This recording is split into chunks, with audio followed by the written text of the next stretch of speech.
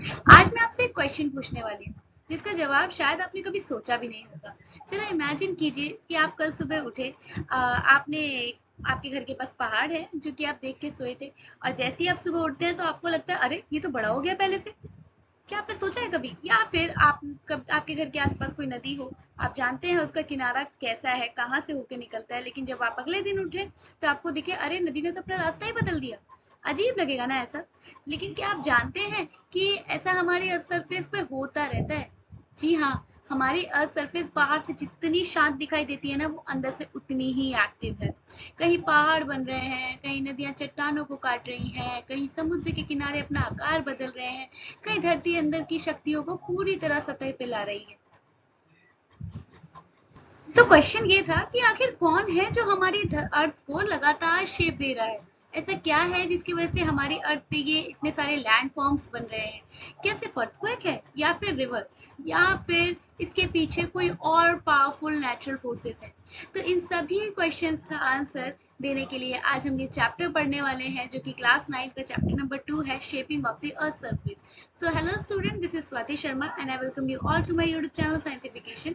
इस चैप्टर में हम पढ़ेंगे कि माउंटेन्स कैसे बनते हैं, वैलीज कैसे बनती हैं, रिवर्स कैसे बनते हैं, विंड, ग्लेशियर क्या है, सी वेव्स क्या होती हैं, ये सारी चीजें हम इस चैप्टर में पढ़ने वाले हैं।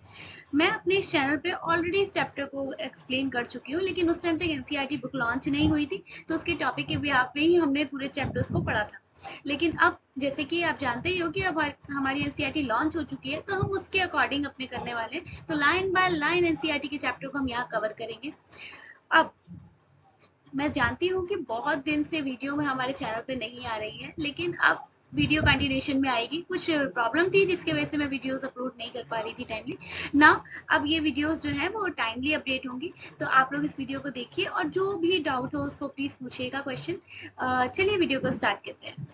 ओके, सो स्टार्ट करते हैं अपना chapter number 2, that is shaping of the earth surface. और आप जानते ही हो इस साल जो भी एनसीईआरटी लॉन्च हुई है क्लास 9 की, सारे के सारे चैप्टर्स एक क्वेश्चन के साथ स्टार्ट हो रहे हैं, और वैसा ही यहाँ पर भी है। द बिग क्वेश्चन, क्वेश्चन क्या है? What shapes the earth surface? Earth surface का शेप क्या है ना? क्या है जो अर्थ की सरफेस को शेप देता है एक्चुअल में? What is plate tectonics? Plate tectonic क्या है and what are the effect of the plate movement? और ये जो प्लेट मूव करते हैं इसका इफेक्ट क्या है? क्या इफेक्ट रहा इसका? इसके बाद third question is how are land form form, यानी जो लैंड फॉर्म्स होते हैं, ये डिफरेंट डिफरेंट तरीके की जो बनावट है हमारी, जैसे कि प्लेन्स है, माउंटेन्स हैं, है ना, या वैलीज हैं, ये कैसे बनती हैं? हाउ आर दी क्लासिफाइड, और इसे क्लासिफाई कैसे किया जाएगा? इसके बाद how are human and other living being connected to these land forms, और किस तरीके से अलग अलग ह्यूमन बीइंग जो हैं वो इस लैंड फॉर्म से कनेक्ट हो पाए हैं। And the last question, how do disaster associate with different land form impact human life, है ना? और किस तरीके से जो डिजास्टर हैं जो अलग अलग लैंड फॉर्म्स में होते हैं वो किस तरीके से हमारी लाइफ को अफेक्ट करते हैं। तो कुल मिला के जो फाइव क्वेश्चन है, इस 5 क्वेश्चन पे हमारा पूरा चैप्टर खत्म होने वाला है ना? तो ये 5 क्वेश्चन आपको ये भी अंदाजा दे देंगे कि एक्चुअल में इस चैप्टर में आप पढ़ने क्या क्या वाले हैं। ठीक है, तो चलिए स्टार्ट करते हैं इस चैप्टर को। देखिए, the earth surface is not consistent नहीं है, बट बल्कि ये कंटिन्यूसली क्या होता है, ट्रांसफॉर्म होता है बाय पावर फोर्सेस, है ना, फोर्सेस एक्टिंग। मैंने अभी बोला था आपसे, ये जो आपको हमारा अर्थ जितना शांत दिखता है ऊपर से, अंदर से उतना ही एक्टिव है, अंदर से हमेशा एक्टिविटीज चलती रहती है। इसी वजह से अर्थ जो है, अर्थ की सरफेस कंसिस्टेंट नहीं है, बल्कि ये कॉन्टिन्यूसली कंसिस्टेंटली जो है वो चेंज होती रहती है। And surface of planet, one of the most important ideas that explains these changes is the theory of plate tectonic. सबसे इंपॉर्टेंट क्या है यहाँ पर? Theory of plate tectonic. तो अब हमें यहाँ पर पढ़ना है थियरी ऑफ प्लेट टेक्टोनिक क्या है। ठीक है, विच डिस्क्राइब, जो कि हमें बताएगा कि किस तरीके से लार्ज पीस हैं जो अर्थ सरफेस के, अर्थ क्रस्ट के, वो धीरे धीरे मूव करते हैं मोल्टन लावा के ऊपर। एंड उसके बाद से the movement of these plate given rise to various land form, और इसी वजह से बहुत सारे लैंड फॉर्म्स मिलते हैं, जैसे हमें माउंटेन्स देखने को मिलती हैं, वॉल्केनोस देखने को मिलते हैं, प्लेन्स मिलती हैं, वैलीज मिलती हैं। तो जो प्लेट्स होती है ना, जो मेंटल के ऊपर तैरती रहती हैं, है ना, वही प्लेट की मूवमेंट की वजह से हमें वैली, माउंटेन्स, वॉल्केनोज और प्लेन्स की फॉर्मेशन देखने को मिलती है। So understanding the plate tectonics and the land form help in explaining the natural phenomena like a earthquake, volcanic eruption and formation of the continent and ocean. ठीक है, तो यही सारी चीज़ों की वजह से, यही सारे नेचुरल फिनोमेना की वजह से आज हम सीखेंगे, हम जानेंगे कि किस तरीके से अर्थक्वेक, वॉल्केनिक इरप्शन, ये सारे फिनोमेना जो है वो लैंडफॉर्म के लिए रिस्पॉन्सिबल होता है। तो चलिए स्टार्ट करते हैं, आगे देखते हैं। ये देखिए, तो इससे पहले अभी हमने देखा मेंटल पढ़ा, हमने क्रस्ट पढ़ा, तो अब हमें समझना होगा कि एक्चुअल में ये मेंटल और क्रस्ट है क्या। ठीक है, तो देखो ये आपका अर्थ का स्ट्रक्चर है, ये अर्थ के अंदर का स्ट्रक्चर है। ठीक है, अर्थ के अंदर का स्ट्रक्चर है, जिसमें देखो सबसे सेंटर में जो और येलो कलर का दिख रहा है, दैट इज योर कोर। क्या है ये? कोर है। कोर, देन इसके बाद से इसे क्या बोला गया? इसे इनर कोर बोला गया है। एंड देन इसके जस्ट बाहर वाला जो है पोर्शन, इसे क्या बोला है? आउटर कोर बोला है। देन इसके बाद ये जो रेडिश पार्ट दिख रहा है पूरा, ये क्या है? मेंटल है। एंड उसके बाद ये वाला पार्ट क्या है? क्रस्ट है, जिसपे हम लोग रहते हैं। ठीक है, अब यहाँ देखो, इसी को कट करके यहाँ पर दिखाया हुआ है कि देखो ये इनर कोर है, ये आउटर कोर है, ये मेंटल है, और ये क्या है आपका? लिथोस्फेयर वाला पार्ट है, क्रस्ट है। क्रस्ट वाले पार्ट को लिथोस्फेयर बोलते हैं। ठीक है, अब चलो तो प्लेट टेक्टोनिक्स देखते हैं। Plate tectonics is an important theory given by the W.J. Morgan in earth science. ठीक है, बहुत इंपॉर्टेंट थ्योरी है प्लेट टेक्टोनिक, जो कि W.J. मॉर्गन के थ्रू दी गई थी। इन्होंने बताया कि एक्चुअल में अर्थ की क्रस्ट किस तरीके से मूव करती है। इस थ्योरी के अकॉर्डिंग क्या है?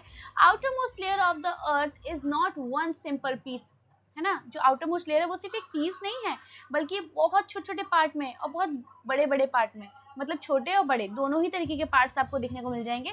इन दोनों पार्ट्स में ही क्या है? ब्रेक हो रखे हैं, जिसे हम क्या बोलते हैं? टेक्टोनिक प्लेट्स बोलते हैं। यानी ये जो हमारी जो क्रस्ट है, ये एक्चुअल में एक सिंगल नहीं है, बल्कि ये बहुत सारे पार्ट्स में ब्रेक हो रखी है। कुछ बहुत बड़े बड़े लैंड फॉर्म्स हैं, कुछ बहुत छोटे छोटे से हैं, है ना। तो ये जो प्लेट्स होती है बहुत स्लोली मूव करती हैं इस मोल्टन लावा के ऊपर। ये क्या? ये मेंटल है ना, ये मेंटल वाला पार्ट। ये मेंटल वाला पार्ट में क्या है? इसमें मोल्टन लावा ही तो है ना, लावा है ना, तो इसके ऊपर ये क्या करती है? तैरती रहती है ना, तैरती है। ठीक है, लेकिन ये बहुत धीरे धीरे तैरती है, मतलब आप ऐसा नहीं है कि आप अपनी आंखों से उसको ऑब्जर्व कर पाओ कि हाँ ये अभी यहाँ पर चली गई प्लेट, अभी यहाँ चली गई, ऐसा नहीं होगा ये, क्योंकि इसको टाइम लग जाता है, काफी मिलियंस ऑफ ईयर्स लगते हैं एक लैंडफॉर्म प्लेट्स को इधर उधर होने में, है ना। लगभग मैं ये समझती हूँ कुछ सेंटीमीटर ही, एक बारी में कुछ सेंटीमीटर ही वो इधर से उधर जाता है, तो वो आप वैसे भी इमेजिन नहीं कर पाएंगे, देख भी नहीं पाएंगे। ठीक है, तो the natural phenomena such as mountain, earthquake and volcanoes, है ना। तो यही सारी चीजें यहाँ पर हम देखते हैं। ठीक, प्लेट टेक्टोनिक की वजह से ही माउंटेन्स की फॉर्मेशन होती है, वैलीज बनती हैं इसी की वजह से, जो बड़ी बड़ी घाटियां होती हैं, खाई जिसे कहते हैं। अर्थक्वेक इसकी वजह से आता है, एंड वॉल्केनिक इरप्शन भी इसी वजह से देखने को मिलता है। ठीक है, तो देखो earth is made up of 3 main layer. 3 main layer है, क्रस्ट है, मेंटल है एंड कोर है। क्रस्ट सबसे बाहर की लेयर है जिसपे हम रहते हैं। क्रस्ट के नीचे मेंटल है जो कि बहुत थिक है और बहुत गर्म है। ठीक है, एंड फिर उसके बाद कोर की बात करें तो कोर की जो इनर लेयर है वो बहुत एक्सट्रीमली हॉट है, बहुत हैवी है और बहुत हॉट है। ठीक है, the crust along with the upper part of the mantle is known as the lithosphere. और ये जो क्रस्ट है, अब मेंटल का जो ऊपर पार्ट है, देखो क्रस्ट, ये पूरा ये पूरा क्रस्ट है, ऊपर वाला पार्ट जहाँ लैंडफॉर्म देखने को मिल रहा है, इस डायग्राम में देखो मैं मार्क कर रही हूँ।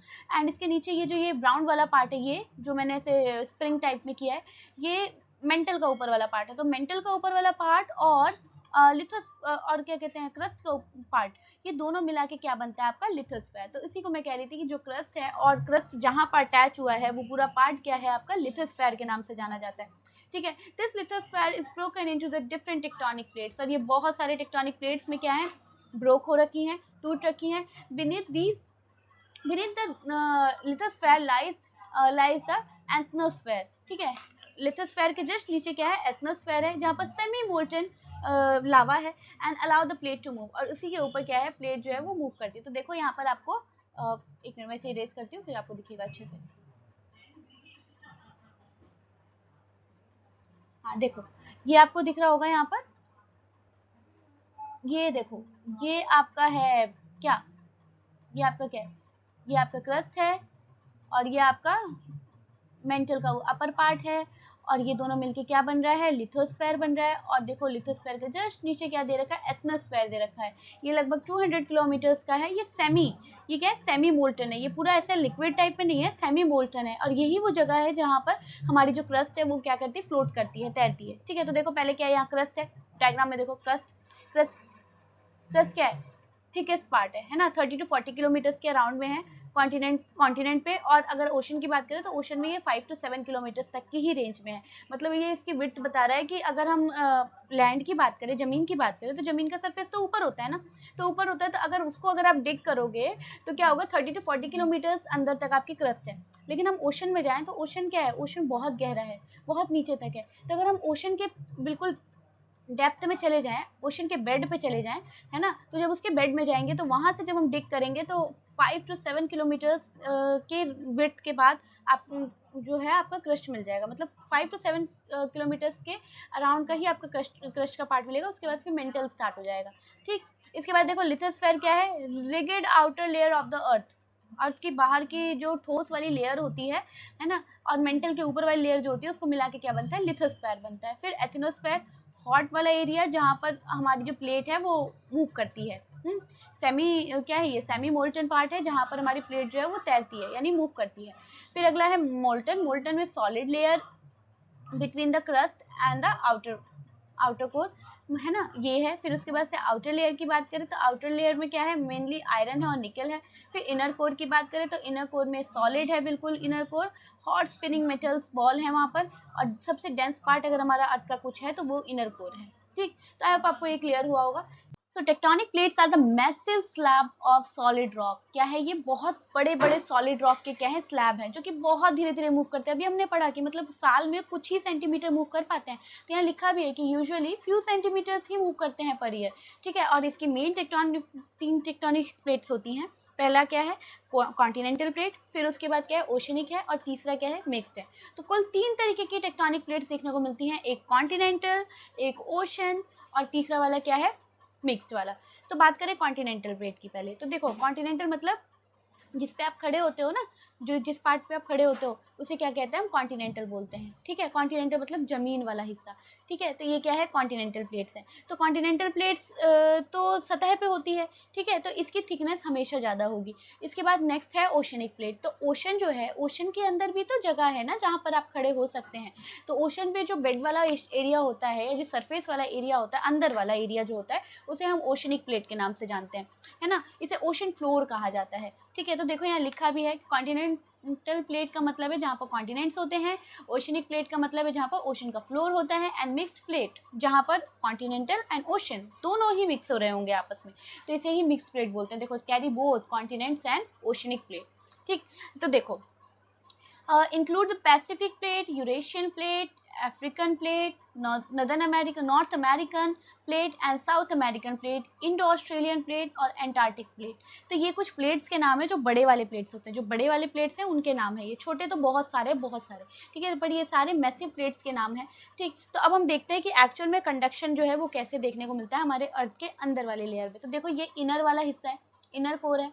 इनर कोर जो है, वहां से आप ये रेड कलर का एरो देख रहे हो ना, ये कंडक्शन को डिनोट कर रहा है। देखो यहाँ एक कंडक्शन है, एक कन्वेक्शन है और एक एडवेक्शन है। तो हम तीनों को समझेंगे। सबसे पहले इनर कोर जो कि हॉटेस्ट पार्ट है पूरे हमारे अर्थ का, यहाँ से हीट जो है वो ऊपर की साइड क्या होती है, ट्रांसफर होती है, यानी कंडक्ट होती है ना। हीट क्या है, कंडक्शन स्टार्ट करती है। जब हीट कंडक्ट होती है तो देखो नीचे से हीट आ रहा है ना, तो इस वाले पोर्शन के कंपैरिजन में हम ऊपर वाला जो आउटर लेयर वाला पोर्शन है वो तो ठंडा ही होगा ना, वैसे तो गर्म होता है, लेकिन as compare to inner core, outer core हमारा ठंडा ही होगा। ठीक है, तो होता क्या है कि यहाँ से हीट आई, ये हीट ऊपर गई, और यहाँ से कूल वाला जो कूल पार्ट है वो नीचे आया। ठीक है, तो इस तरीके से एक सर्कल बन गया। इसे हम क्या बोलते हैं, कन्वेक्शन बोलते हैं। जब एक गर्म हीट जो है वो ऊपर की तरफ जाए और ठंडा वाला जो हीट है वो नीचे आए, ठंडा जो पार्ट है वो नीचे आए, फिर वो ठंडा पार्ट जो नीचे आया वो फिर गर्म होकर ऊपर जाएगा वो। तो इस तरीके से एक सर्कुलर मोशन स्टार्ट हो जाता है, जिसे हम क्या कहते हैं, कन्वेक्शन कहते हैं। ठीक है, इसके बाद कन्वेक्शन जो है वो आउटर लेयर में देखने को मिलेगा, एंड उसके बाद से फिर देखो आप lower mantle to upper mantle देखने को मिलेगा। तो लोअर मेंटल की बात करें तो ये ज्यादा गर्म होगा as compare to upper mantle. तो आप देख सकते हो कि हॉट वाला जो एयर है वो ऊपर की साइड जाएगा, और जो यहाँ से कूल एयर है वो नीचे की साइड आनी शुरू होगी।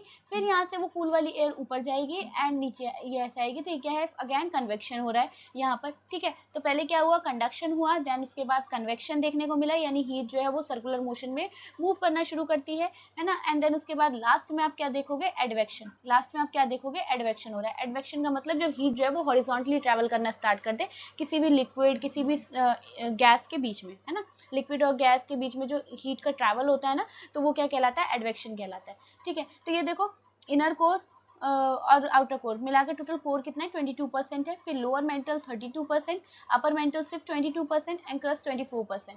तो टोटल इंटीरियर हीट फ्लो जो है वो इतना होता है। ठीक है, ये टोटल इंटीरियर हीट फ्लो बता रहा है कि एक्चुअल में हमारे अर्थ की लेयर में कितना हीट फ्लो देखने को मिलता है। तो आई होप आपको ये क्लियर हो गया होगा। ये जो रेड पार्ट है ये किसको बता रहा है, ये मैग्मा जोन को क्लियर इंडिकेट कर रहा है। देखो ये मैग्मा वाला पार्ट है ना, लावा जो ऊपर आता है मैग्मा, तो उस मैग्मा वाले पार्ट को ये डिनोट कर रहा है। ठीक है, the movement of tectonic plate cause by convection current in the mental, है ना, मेंटल में जो कन्वेक्शन करंट होता है उसकी वजह से टेक्टोनिक प्लेट जो होती है वो मूव करती है ना। जो अभी हमने कन्वेक्शन करंट पढ़ा, ये जो टेक्टोनिक प्लेट्स होती है ना, टेक्टोनिक प्लेट्स, तो इधर से क्या हो रहा है, कन्वेक्शन करंट का क्या काम था, वो हॉरिजॉन्टली मूव करती है। तो ये कन्वेक्शन करंट जब हॉरिजॉन्टली मूव करती है तो प्लेट को भी मूव करा देती है। तो इसी वजह से कन्वेक्शन करंट ही रिस्पॉन्सिबल है किसके लिए, आपके जो प्लेट्स है उसको मूव कराने के लिए। तो heat from the earth core, heat जो है वो अर्थ कोर से क्या करती है, ऊपर की साइड आती है, और जो ऊपर का जो कूलर वाला पार्ट होता है वो वापस नीचे आता है। मतलब वो एडवेक्शन की बात हो रही है यहाँ पर, कि ये जो हॉट वाला पार्ट होता है ये ऊपर जाता है ना, इनर कोर से ऊपर जाएगा, और ऊपर से जो कूल वाला पार्ट होता है वो नीचे आता है। नीचे आएगा तो वापस से वो हॉट होके वो ऊपर जाएगा। तो इस तरीके से एक साइकिल बन जाती है जिसे हम एडवेक्शन बोलते हैं। ठीक है, तो यहाँ देखो, यहाँ लिखा है the continent movement, continuous movement create the convection current that push or pull the tectonic plate causing them to move in different direction। तो इसी वजह से क्या होता है, कन्वेक्शन करंट जनरेट होता है जो कि प्लेट को क्या करता है, हिला देता है, ऐसे करके मूव करा देता है, पुश और पुल की वजह से मूव करा देता है। तो इस वजह से प्लेट जो है मूव करती है।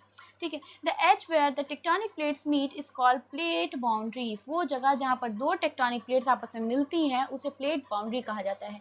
ठीक है, अब ये जो प्लेट बाउंड्री है ये तीन तरीके की बनती है, एक आपका कन्वर्जेंट बनता है, एक आपका डाइवर्जेंट बनता है, और एक आपका ट्रांसफॉर्म बनता है। ठीक है, तो देखो तीन मेन तरीके की प्लेट बाउंड्रीज हैं हमारी। पहला है कन्वर्जेंट, जहां पर दो प्लेट्स आपस में एक साथ अब एक दूसरे के ऐसे पास आ रही होती हैं, तो वो क्या कहलाती है, कन्वर्जेंट प्लेट कहलाती है ना। तो where the continental plate collides, जहाँ जहाँ भी कॉन्टिनेंटल प्लेट कोलाइड करेगी वहाँ माउंटेन्स की फॉर्मेशन होगी, जैसे हिमालय। देखो जब भी दो कॉन्टिनेंट प्लेट ऐसे आपस में टकराते हैं ना, तो इस तरीके से वो टकरा के ऊपर हो जाती है ना। तो जिसकी वजह से माउंटेन रेंजेस की फॉर्मेशन होती है, जैसे कि हमारा हिमालय, हिमालय जो है वो कन्वर्जेंट बाउंड्री का ही पार्ट है ना। वहाँ पर क्या हुआ था, एक ऊपर क्या था, ऊपर लॉरेशिया प्लेट थी, और नीचे क्या था, नीचे पूरा गोंडवाना प्लेट था, है ना, ऐसे गोंडवाना प्लेट था। तो ये दोनों ना ऐसे करके प्लेट्स थी, तो ये ऐसे पास पास आ रही थी, है ना, इस तरीके से मूव कर रही थी, मूव कर रही थी। एक टाइम आया कि ये ना इसके बीच में क्या था, इसके बीच में ओशन था, ओशन था।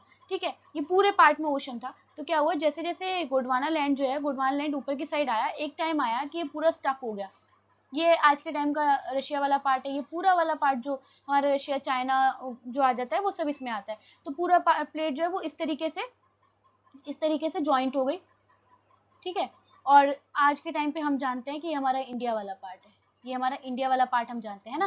तो ये एक्चुअल में आधा पार्ट गोंडवाना वाला है, आधा लॉरेशिया वाला पार्ट है। तो जहां पर गोंडवाना पार्ट लॉरेशिया से स्ट्राइक हुआ था, यानी दो कॉन्टिनेंट आपस में स्ट्राइक हुए थे, वहां पर एक माउंटेन रेंजेस की फॉर्मेशन हुई, जिसे हम क्या बोलते हैं, हिमालयन माउंटेन रेंजेस बोलते हैं, है ना। आज के टाइम पे जो हिमालयन माउंटेन रेंजेस हम जानते हैं वो, और ये टकराव जो था वो इतना इतना ज़्यादा मैसिव था कि आज भी हिमालय की जो हाइट है वो बढ़ रही है।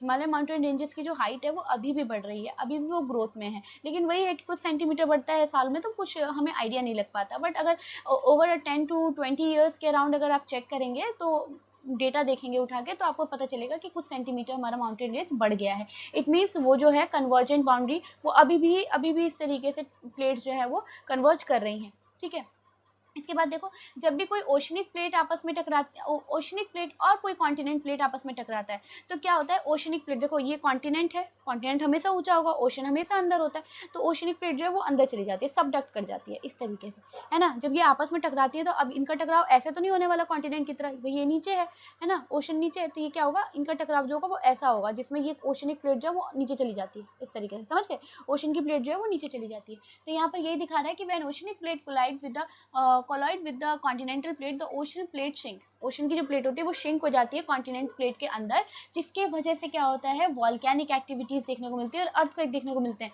देखो ऐसा होगा, ये इस तरीके से अंदर जाएगी, है ना। तो ये जो ये वाला हिस्सा है ना, ये जहाँ जो अंदर चली गई, जो सबडक्ट हो गई है अंदर, इसी वाले पोर्शन पे क्या होता है, वॉल्केनोज बनते हैं। यही वो पोर्शन है जहाँ पर भी एक कॉन्टिनेंटल प्लेट एक ओशनिक प्लेट से टकराएगी, वहाँ पर वॉल्केनोज की फॉर्मेशन शुरू हो जाएगी, है ना। और इसकी वजह से अर्थक्वेक भी देखने को मिलते हैं। इसके बाद सेकंड बात करते हैं डाइवर्जेंट की। तो leading to the volcanic activity, the second type is the divergent boundary where the plate moves away from each other. Divergent मतलब जब दो प्लेट दूर जा रही हो तो खाई, वैलीज बनेंगी, यहाँ पर खाई बनेंगी, ठीक है। तो इस केस में क्या होगा, मैग्मा जो है वो राइज होगा नीचे से and the new crust form. तो जो अंदर मैग्मा है ना, जब दो ऐसे जा रही है प्लेट तो अंदर का मैग्मा तो दिखने लगेगा ना, तो वो मैग्मा क्या होगा, वो धीरे धीरे कूल डाउन होगा और उसके बाद से वो जो मैग्मा है वो किसकी फॉर्मेशन करेगा, वो भी एक क्रस्ट की फॉर्मेशन कर देगा। तो यहाँ पे यही लिखा है कि जब ऐसा कुछ होता है तो मैग्मा ऊपर आएगा, ऊपर आके और क्या करेगा, नई क्रस्ट की फॉर्मेशन करेगा। तो यहाँ पर ये मिड ओशन रिज इसी की वजह से बनती है, मिड ओशन रिज इसी की वजह से बनती है, जैसे मिड अटलांटिक रिज बना है वो इसी का एग्जाम्पल है, ठीक है। इसके बाद नेक्स्ट देखो, थर्ड है ट्रांसफॉर्म बाउंड्रीज। ट्रांसफॉर्म बाउंड्रीज का मतलब क्या होता है, जब प्लेट जो होती है ना वो ऐसे स्लाइड करती है एक दूसरे पे, ऐसे ना दूर होंगी ना पास होंगी, ऐसे स्लाइड करेंगी, तो ये क्या है, ट्रांसफॉर्म बाउंड्री बनाती है, ठीक है। तो यहाँ पर क्या होता है, विदाउट क्रिएटिंग और डिस्ट्रॉइंग द क्रस्ट, यहाँ क्रस्ट डिस्ट्रॉय नहीं होगी, वो ऐसे ऐसे करके मूव करेंगी, ठीक। This type of movement cause earthquake, और इसके वजह से क्या होता है, अर्थक्वेक होता है। जैसे कि Saint Andreas fault in the United State है ना, सेंड्रियास फॉल्ट जो है यूनाइटेड स्टेट में, वहाँ पर अक्सर वॉल्केनोज वहाँ पर अक्सर अर्थक्वेक देखने को मिलते हैं, क्योंकि वो जो प्लेट्स हैं वो कैसी हैं, वो ट्रांसफॉर्म बाउंड्री के साथ है, ठीक। इसके बाद नेक्स्ट देखते हैं, plate tectonics play a major role in shaping of the earth surface, the movement of the plates lead to the formation of the mountains valleys, है ना। तो ये जो मूवमेंट होती है वो किसकी फॉर्मेशन करती है, माउंटेन्स की फॉर्मेशन करेंगी, वैलीज की फॉर्मेशन करेंगी। हमने अभी देखा ओशन बेसिन, वॉल्केनोज, अर्थक्वेक, इन सब की फॉर्मेशन जो है वो इसी प्लेट टेक्टोनिक्स की वजह से होती है ना। और द मोस्ट अर्थक्वेक और वॉल्केनो जो है वो वहां पर आएंगे जहां पर बाउंड्रीज होंगी प्लेट्स की, जैसे पैसिफिक ओशन की जो बाउंड्री है वहाँ उसे रिंग ऑफ फायर बोला जाता है ना। पैसिफिक ओशन से जितनी भी पास की जो प्लेट्स कोलाइड कर रही हैं, है ना, तो आप पूरे पैसिफिक ओशन के पार्ट को अगर हम देखेंगे ना, तो एक ऐसा पार्ट बनता है जहाँ पर पूरे पार्ट में ऐसे साइड साइड में ऐसे ऐसे करके बहुत सारे ही वॉल्केनो है। तो इसे ना रिंग ऑफ फायर बोलते हैं, इसको रिंग ऑफ फायर नाम दिया गया है, ठीक है। तो ये देखो, ये अब क्या है, ये प्लेट्स दिखा रखी है आपको, किस तरीके से प्लेट्स मूव कर रही है। जैसे ये नॉर्थ अमेरिका है, नॉर्थ अमेरिका की कुछ प्लेट यहाँ मूव कर रही है, कुछ ऐसे मूव कर रही है, ये मूवमेंट दिखा रहा है एक्चुअल में। तो देखो नॉर्थ मेजर प्लेट्स हैं ये, नॉर्थ अमेरिका, अफ्रीका, अफ्रीका का ये वाला प्लेट, जिससे मैं आपको कह रही थी कि ये वाला प्लेट जो है वो कट देखो, यही वो प्लेट है जो कटो के साइड हो रहा है, ठीक है, यही वो प्लेट है जो कटो के साइड हो रहा है, सोमालियन प्लेट, यही वाला प्लेट है, ठीक है। ये देखो, ये छोटू सा प्लेट, बहुत छोटा सा, है ना। तो ये क्या है, यही सोमालियन प्लेट है। इसके बाद देखो नॉर्थन अमेरिका, फिर southern America, north America, south America, Africa, Eurasia, Eurasia यानी यूरोप प्लस एशिया, दोनों की प्लेट मिला के यूरेशिया नाम से। और देखो गोंडवाना लैंड की जो मैं बात कर रही हूँ, ये वाली प्लेट गोंडवाना वाली प्लेट थी, ठीक है। और ये वाला पूरा पार्ट लॉरेशिया वाला प्लेट था। और जब ये दोनों आपस में कोलॉइड हुआ तो यहाँ पर क्या, माउंटेन रेंजेस की फॉर्मेशन हुई, ठीक है। तो ये सारी क्या है, ये प्लेट्स हैं। इसके बाद देखो यहाँ पर देखो, कोई दो प्लेट आपस में लेनी है, कोई दो प्लेट इसमें से उठाओ और उसका नाम यहाँ पर लिखो, और फिर बताओ कि वो कॉन्टिनेंट और ओशन उसमें से कौन कौन सी प्लेट है, मतलब कॉन्टिनेंटल प्लेट है या ओशन प्लेट है, वो आपको बताना है, ठीक है। ये एक्टिविटी खुद करिएगा। इसके बाद चलिए देखते हैं, in conclusion the theory of the plate tectonics help to understand the earth surface, है ना, कॉन्स्टेंटली चेंज। यानी टेक्टोनिक प्लेट की थ्योरी से हम ये तो समझ पाए कि एक्चुअल में अर्थ का जो सरफेस है वो कंटिन्यूसली चेंज हो रहा है ना। और यहाँ पर it explain the origin of many land forms, बहुत सारे लैंड फॉर्म, बहुत सारे नेचुरल डिजास्टर्स के ऑरिजिन यहाँ से हमें देखने को मिले, ठीक। यहाँ हमने देखा कि किस तरीके से अर्थक्वेक आता है, वॉल्केनो प्रोन एरिया कौन से होते हैं, वो एरिया जहाँ पर दो प्लेट्स आपस में कोलाइड कर रही होती है, वो मैक्सिमम टाइम वहाँ पर वॉल्केनो का एरिया देखने को मिलेगा, ठीक है। तो अब देखो, ये जो बात हो रही थी अभी एक्टिव वॉल्केनो, ये एक चार्ट दिया हुआ है आपको, जिसमें बताया हुआ है कि अर्थक्वेक प्रोन एरिया कौन सा है और मैसिव एक्टिव वॉल्केनोस कहाँ कहाँ है। तो देखो, ये रेड कलर का जो पार्ट है जितना भी दिख रहा है, ये सारा अर्थक्वेक ओरिजिन वाला एरिया है, और ये जो ट्राइंगल है ब्लैक ब्लैक कलर के, ये आपके एक्टिव वॉल्केनो वाला पार्ट है, ठीक।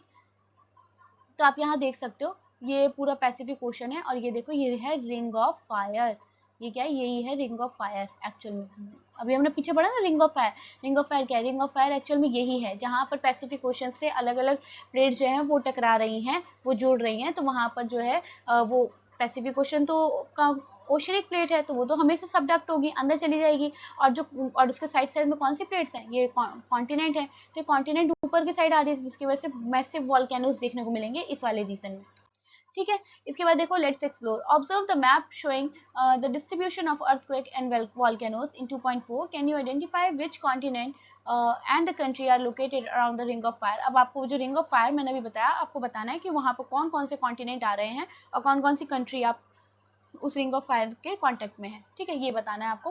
फिर देखो, does India have a risk of earthquake, क्या इंडिया में अर्थक्वेक का रिस्क है? तो ऑब्वियसली है, क्योंकि यहाँ पर अभी न्यू माउंटेन रेंज बनी है, कौन सी? हिमालय। तो जहाँ पर भी हिमालय माउंटेन रेंजेस बनी हैं वो वाला पूरा एरिया अभी बहुत ही कमजोर है, बहुत ही, वहाँ पर प्लेट्स जो है, दो प्लेट जुड़ रही हैं और यहाँ पर भी दो प्लेट्स की जॉइनिंग पार्ट दिखाई जाएगा, वहाँ पर अर्थक्वेक की पॉसिबिलिटीज बहुत ज़्यादा है। तो देखो, India has experience the some major earthquake in the past resulting in the thousands of deaths. A large earthquake is densely populated country like India is caused a severe damage. बहुत बहुत ज़्यादा बड़ा damage देखने को मिला था, ठीक है। Don't miss out, in the early time to earthquake was known as the bhukamp, ठीक है, भूकंप के नाम से अभी भी बोलते हैं भूकंप, है ना, meaning the shaking of earth surface. भू मतलब अर्थ हो गया, और कंप मतलब कांपना, है ना, तो अर्थ सरफेस शेक होना, है ना। तो इन द बृहद संहिता, बेटा ये बुक है ना, ये हमारी बुक है बृहद संहिता और Varaha Mihira dedicated a section of earthquake. Brihad Samhita में वराह मिहिर ने एक पूरा पार्ट लिखा है, अर्थक्वेक के बारे में बताया हुआ है। Noting how the change in wind, उन्होंने बताया है कि wind, rain, cloud, animal behaviour, planetary एलिमेशन, ये सब किस तरीके एलिमेंट जो होते हैं ये सब कैसे कैसे चेंज होते हैं, है ना, अलाइनमेंट्स जो है ये सारे कैसे चेंज होते हैं, वो सारा उन्होंने लिखा हुआ है। He attribute the earthquake to 4 element forces. उन्होंने क्या क्या बताया? विंड, फायर मतलब वायु यानी विंड, अग्नि यानी फायर, इंद्र यानी हेवन और थंडर, और वरुण यानी वाटर, है ना। ये सारी जगह बताई है कि अर्थक्वेक जो है वो इन सब से रिलेट करता है, ठीक। Specific constellation and region, this reflect an early attempt to blend observation with the cosmological reason and the phenomenon। देखो, इसकी वजह से पता तो लग जाता है, लेकिन एक्चुअल में सच्चाई यही है, अर्थक्वेक एक ऐसा नेचुरल डिजास्टर है जिसके बारे में पता नहीं चलेगा पहले से कि ये कब आने वाला है। जैसे फ्लड है, फ्लड जब भी आएगा तो पता चल जाएगा, साइक्लोन है पहले ही पता लग जाएगा, पहले ही माउंटेन्स और विंड सिस्टम देख के समझ में आ जाएगा कि कुछ घंटों बाद या अगले दिन ऐसा होने वाला है। लेकिन अर्थक्वेक की कंडीशन, अर्थक्वेक आने वाला है इसका पहले कभी इसलिए इसके बारे में पहले नहीं पता लगता, क्योंकि ये अंदर वाली एक्टिविटी है जो हम देख नहीं पा रहे हैं, है ना। तो कुछ 3 से 4 सेकंड पहले ही पता लग भी पाएगा, तो उतनी जल्दी कुछ एक्शन भी नहीं लिया जा सकता। तो इसीलिए अर्थक्वेक जो है ना वो बहुत डिजास्टर्स होता है, ठीक है। बाकी कंडीशन में हमें नेचुरल डिजास्टर आ रहा है इसके बारे में पता तो लग जाता है, लेकिन अर्थक्वेक में पता भी नहीं चलता, ठीक। तो देखो, let's explore, look carefully at the photograph, ये देखो पिक्चर देखो, what do you think cause this situation, आपको क्या लगता है क्या कारण रहा होगा, क्या सिचुएशन यहाँ पर, कौन सी एक्चुअल में एक्टिविटी हुई है जिसकी वजह से यहाँ पर ऐसी कंडीशन हुई है। कि ग्रे पाउडर क्या है, ये जो ग्रे कलर का पाउडर हर जगह दिख रहा है ये क्या है, ये बताना है आपको। What does it tell about the earth internal forces, तो ये क्या बता रहा है अर्थ के इंटरनल। तो एक्चुअल में अगर आप देखोगे तो ये ग्रे कलर का जो डिपोजिशन होता है ये माउंटेन के, ये लावा की वजह से होता है। तो एक्चुअल में ये जो कंडीशन है ये वोल्केनिक इरप्शन वाली कंडीशन है जो यहाँ पर शो हो रही है, ठीक है। देखो, डोंट मिस आउट, अब देखो, the mud volcano at the Bharatang Island is a rare natural wonder in India and a unique attraction of the Andaman Nicobar Island, ठीक है। एक ये क्या है? मड वॉल्केनो, ये पहले आपने कभी नहीं सुना होगा, मड वॉल्केनो है ये, है ना, भारतरंग आइलैंड में है, कहाँ? अंडमान निकोबार में, ठीक है। बहुत अट्रैक्शन का पार्ट बना हुआ है लोगों के लिए। तो अनलाइकली फर्स्ट वॉल्केनो मतलब जिसमें से आग निकलती है, लावा निकलता है, वैसा नहीं है ये, है ना। Here you can find the mud bubble, है ना, बबल मिलेंगे आपको मड के, ठीक है, out due to the natural underground gas and pressure. तो एक्चुअल में अंडरग्राउंड में जो प्रेशर और गैस होता है ना, उसके वजह से जो प्रेशर रिलीज होता है, जो वो गैस रिलीज होती है ना, तो मड के बबल्स देखने को मिलेंगे यहाँ पर। ऐसा नहीं है लावा वाला नहीं दिखेगा, मड वाले बबल्स दिखेंगे।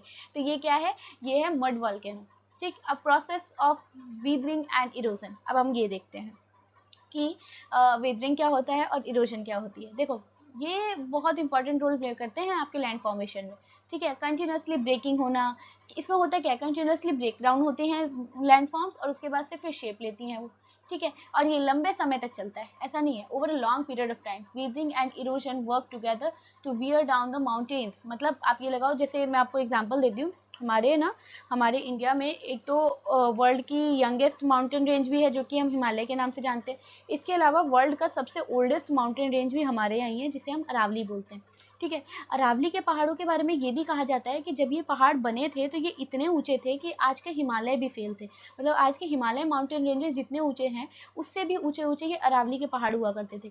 ठीक है, लेकिन आज अगर आप अरावलीज को देखेंगे, दिल्ली पूरा है उसी रीजन पे, तो आज के टाइम पे आप अरावली को देखोगे तो अरावली बहुत छोटा रह गया है, बहुत ही छोटा। मतलब मैसिव पार्ट तो उसका गायब हो चुका है, और जो बचा भी है वो बहुत छोटे छोटे पहाड़ हैं, देख के लगेगा भी नहीं कि मतलब कि वो सच में माउंटेन रेंजेस रही होंगी इतनी बड़ी, है ना। तो एक्चुअल में हुआ क्या, उसके पीछे का कारण था क्या, weathering and erosion.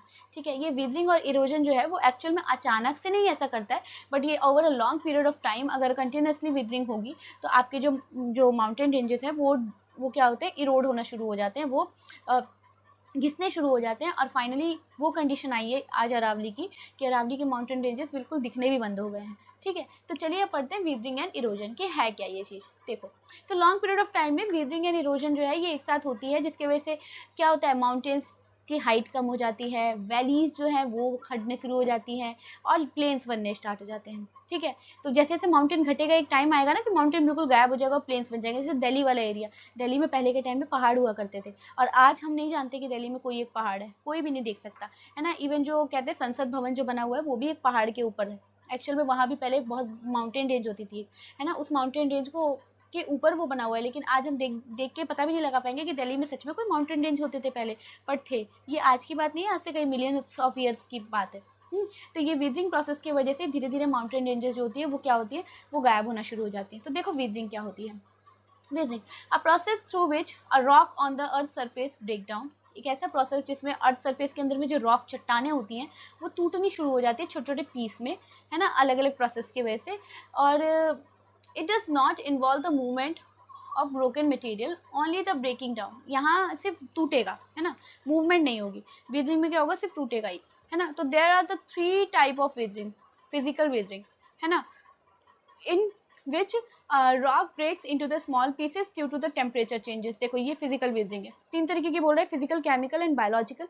Physical weathering की बात करें तो फिजिकल वेदरिंग में जहां पर क्या होगा, जो बड़े बड़े चट्टाने जो हैं वो क्या होंगी, वो छोटे छोटे पार्ट में टूट जाएंगी। तो होता क्या है एक्चुअल में, देखो ये जैसे ये है, ये पूरा पहाड़ है ना, इसका एक छोटा सा पार्ट लेते हैं, ये रहा। हुआ क्या, मान लो बारिश पड़ी, बारिश हुई, है ना, इस पे बारिश हुई इस पहाड़ पे। अब जब इस पहाड़ पे बारिश हुई तो वो जो वाटर होता है ना वो धीरे धीरे क्या होता है, पर्कुलेट कर जाता है, वो जो आपकी चट्टान है उसके अंदर अंदर तक जाएगा, अंदर तक जाएगा। अब अंदर तक चले जाएगा, अब फिर एकदम से धूप निकल गई, एकदम से धूप निकली। अब जब धूप निकली तो उसने क्या किया, इस वाटर वाले पार्ट को क्या करा, इवेपोरेट कर लिया, है ना, इवेपोरेट किया। अब जब ये इवेपोरेशन हो जाएगा, जब ये इवेपोरेशन पार्ट होगा, उसके बाद से देखो क्या होगा, जब इवेपोरेट हो जाएगा ना तो हम क्या देखेंगे कि पानी तो सारा जो जो अंदर गया था वो सारा पानी तो निकल गया, लेकिन वो जगह तो खाली रह गई। जो क्या करती है, वो क्या करता है, वो लूज कर देता है पार्टिकल्स को, पार्टिकल को लूज करता है, जिसकी वजह से वो जो चट्टान थी वो हल्के हल्के सैंड में कन्वर्ट हो गई। उसके बाद फिर विंड होती है, विंड उसको उड़ा के लेके चली जाती है, तो वो क्या है, सैंड में कन्वर्ट हो गया। तो इसको क्या बोलते हैं, इसको हम बोलते हैं फिजिकल वीदरिंग। फिर उसके बाद आओ केमिकल वीदरिंग। केमिकल वीदरिंग में क्या होता है कि in which the rock break, chemical weathering जिसमें क्या होगा, केमिकल्स के through, in which the mineral in the rock, है ना, जो रॉक के अंदर की जो मिनरल्स होते हैं वो विदर हो जाए, जैसे chemical substance in the air and in rain, है ना, कि बारिश हुई, बारिश पे जो केमिकल सब्सटेंस थे वो इसके ऊपर गिरा, जैसे कि एसिड रेन होती है, जिसकी वजह से ये क्या होगा, ये कोरोड होना स्टार्ट हो जाएगा और इरोड होना स्टार्ट हो जाएगा। तो इस तरीके की वेदरिंग को क्या बोलते हैं, केमिकल बोलते हैं। और बायोलॉजिकल में क्या होता है, बायोलॉजिकल वेदरिंग, और इसमें क्या देखने को मिलेगा आपको, एक मिनट, है ना, biological which is caused by the plants और एनिमल्स, है ना, किसके थ्रू होंगे, ये प्लांट्स की वजह से होंगे, एनिमल्स की वजह से होंगे, माइक्रो ऑर्गेनिज्म की वजह से होंगे। फॉर एग्जांपल कि प्लांट्स की जो रूट्स होती हैं वो ग्रो करती है ना जब किसी चट्टान के ऊपर, तो वो क्या करती है, चट्टानों को भी ब्रेक कर देती है। ये देखो जैसे आपको दिख रहा है, ये एक पत्थर के ऊपर ब्रेक ग्रो कर रही है, तो क्या होगी ना, ये इतनी ग्रो करेगी कि ये बिल्कुल ऐसे ब्रेक करना शुरू कर देगी, ये इस तरीके से ब्रेक कर देगी, है ना। तो इसको क्या बोलते हैं, बायोलॉजिकल वेदरिंग बोलते हैं। इसको क्या बोलते हैं, biological weathering play an important role in shaping of the earth surface and forming soil, है ना। तो वेदरिंग ही वो प्रोसेस है जिसकी वजह से अर्थ की सरफेस को हम बना पाते हैं और हम सॉइल की फॉर्मेशन करते हैं।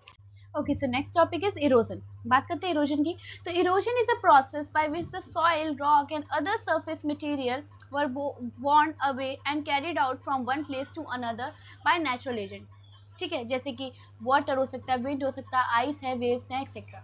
देखो मतलब समझो, वेदरिंग तो हमने समझ लिया। वेदरिंग क्या था, एक ऐसा प्रोसेस जिसमें बड़े बड़े रॉक्स जो होंगे उसको वो ब्रेक डाउन होकर स्मॉल स्मॉल पार्टिकल्स में कन्वर्ट हो जाए, दैट इज कॉल्ड वेदरिंग। अब जब वो पार्टिकल्स में कन्वर्ट हो गए हैं, तो वो पार्टिकल्स जब कन्वर्जन के बाद एक जगह से दूसरी जगह पहुंच रहे हैं, तो उसे इरोजन कहा जाएगा। अभी कभी भी पार्टिकल्स एक जगह से दूसरी जगह अपने आप तो नहीं पहुंच जाएंगे, लिविंग तो है नहीं जो चल के चले जाएंगे। तो एक्चुअल में होता क्या है कि कुछ नेचुरल एजेंट होते हैं जो इनको एक जगह से दूसरी जगह लेके जाते हैं, जैसे कि विंड हो सकती है, हो सकता है बहुत तेज हवा बही, जिसकी वजह से वो जो सैंड पार्टिकल्स वहां पर बने थे अभी नए नए, वो उड़ के कहीं और चले गए। या फिर बहुत तेज पानी आया कहीं से, जैसे वाटर रेनफॉल ही हो गई, और उसकी वजह से वो जो पार्ट है, वो जो सॉइल है, वो कहीं और चला गया। ठीक है, तो इस तरीके से अलग अलग नेचुरल एजेंट हो सकते हैं जो कि क्या करेंगे, इसको इरोड करेंगे, जिसे क्या कहते हैं, हम इरोजन कहते हैं। तो वीदरिंग जो है उसमें से ब्रेक डाउन होता है। वीदरिंग में क्या होता है, ब्रेक डाउन होता है रॉक्स का। लेकिन इरोजन में क्या देखने को मिलता है कि जो ब्रेक हो चुका है ना पार्ट, जो पार्ट ब्रेक हो चुका है, उसको एक जगह से दूसरी जगह ले जाने का काम क्या होता है, उसको उसको एक जगह से दूसरी जगह ले जाने का काम किसका होता है, इरोजन का होता है। तो the several type of erosion, जैसे वाटर इरोजन यानी पानी के थ्रू जो इरोजन हुआ है वो वाटर इरोजन, ये रिवर होगी, इसमें रेन होगा, ओशन वेव्स होंगी। विंड इरोजन जिसमें कि कॉमनली ड्राई और सैंडी एरियाज में होता है, जैसे रेगिस्तान में हवा चलती है, धूल, रेत के तूफान आते हैं, तो वो रेत के तूफान क्या करते हैं, वो एक्चुअल में इरोजन करते हैं, मतलब एक जगह की रेत को पूरा उठा के किसी दूसरी जगह लेके चले जाते हैं, है ना। इसके अलावा ग्लेशियल इरोजन, जहाँ पर क्या होगा कि बड़े बड़े आइस के जो पार्ट है ना वो मूव करना स्टार्ट कर देंगे। ठीक, इसके बाद से तो coastal erosion, where the sea waves wear away. ठीक है, जहाँ क्या होगा, सी कोस्टल वाले पार्ट वो एरिया होता है, समुद्र के किनारे वाला एरिया, जहाँ पर समुद्र की लहरें ऐसे आएंगी और वो समुद्र के पास वाली मिट्टी लेके चली जाएंगी, तो वो क्या है, कोस्टल इरोजन कहलाएगा। ठीक, इसके बाद देखो land along the shore, erosion shape landforms and can be both create and destroy features of the earth surface। मतलब इरोजन की वजह से लैंडफॉर्म बनते भी हैं और डिस्ट्रॉय भी होते हैं। ठीक, तो erosion affect many human occupation by changing the land and the soil on which the people depend। जैसे for farmer, erosion move the fertile topsoil needed for a crop। ठीक है, जैसे ये बहुत सारे ऑक्यूपेशन के लिए वाकई रिस्पॉन्सिबल है, जैसे किसान के लिए, है ना। Erosion removes the fertile top soil. कई बार इरोजन जो होता है वो क्या करता है, ऊपर की जो उपजाऊ मिट्टी है उसको इरोड करके लेके चला जाता है ना, और नीचे वाली जो मिट्टी है वो रह जाती है। अब इसके वजह से क्या है, फसल खराब हो जाएगी। ठीक है, कई बार ऐसा होता है कि इरोजन की वजह से कहीं की फर्टाइल मिट्टी आके किसी दूसरी जगह पे एकदम लेयर की तरह बन जाती है, तो फसल अच्छी भी हो जाएगी। ठीक है, तो ये क्या है, ऑक्यूपेशन को भी इम्पैक्ट करता है। For those living near the river और coast, erosion can wash away land. सही बात है, क्योंकि जो नदियों के किनारे रहते हैं अक्सर नदियों में बाढ़ देखने को मिलती है, तो फ्लड की वजह से क्या होता है कि वहाँ की जो मिट्टियाँ होती हैं वो इरोड हो जाती हैं, वो एक जगह से दूसरी जगह चली जाती है। ठीक है, इवन हाउसेस चले जाते हैं इरोजन की वजह से, रोड्स पूरे जो हैं वो टूट जाते हैं, बहुत डैमेज देखने को मिलता है, इवन प्रॉपर्टी का डैमेज देखने को मिलता है। In construction and mining, erosion destabilise the lands, है ना, और posing safety risk. Even industries like tourism and fishing suffer since beaches, river and fertile lands। मतलब ये सारी चीज़ें जो हैं, ये सारी चीज़ें जो है वो बहुत सफ़र करती है इरोजन की वजह से, पूरा ये पार्ट जो है वो डिस्ट्रॉय हो जाता है। अब ये डिपेंड करता है, अगर आपकी मिट्टी जो है वो फर्टाइल आ गई है, मतलब उपजाऊ आ गई है, तो वहाँ तो बहुत अच्छी खेती होगी। लेकिन अगर वही जो है सॉइल फर्टाइल ना आके एक ऐसी बेकार सी सॉइल आ गई है, यानी या फिर उस लेयर को हटा दिया गया जो ऑलरेडी फर्टाइल थी, तो वहाँ पर प्रॉब्लम क्रिएट होगी। ठीक है,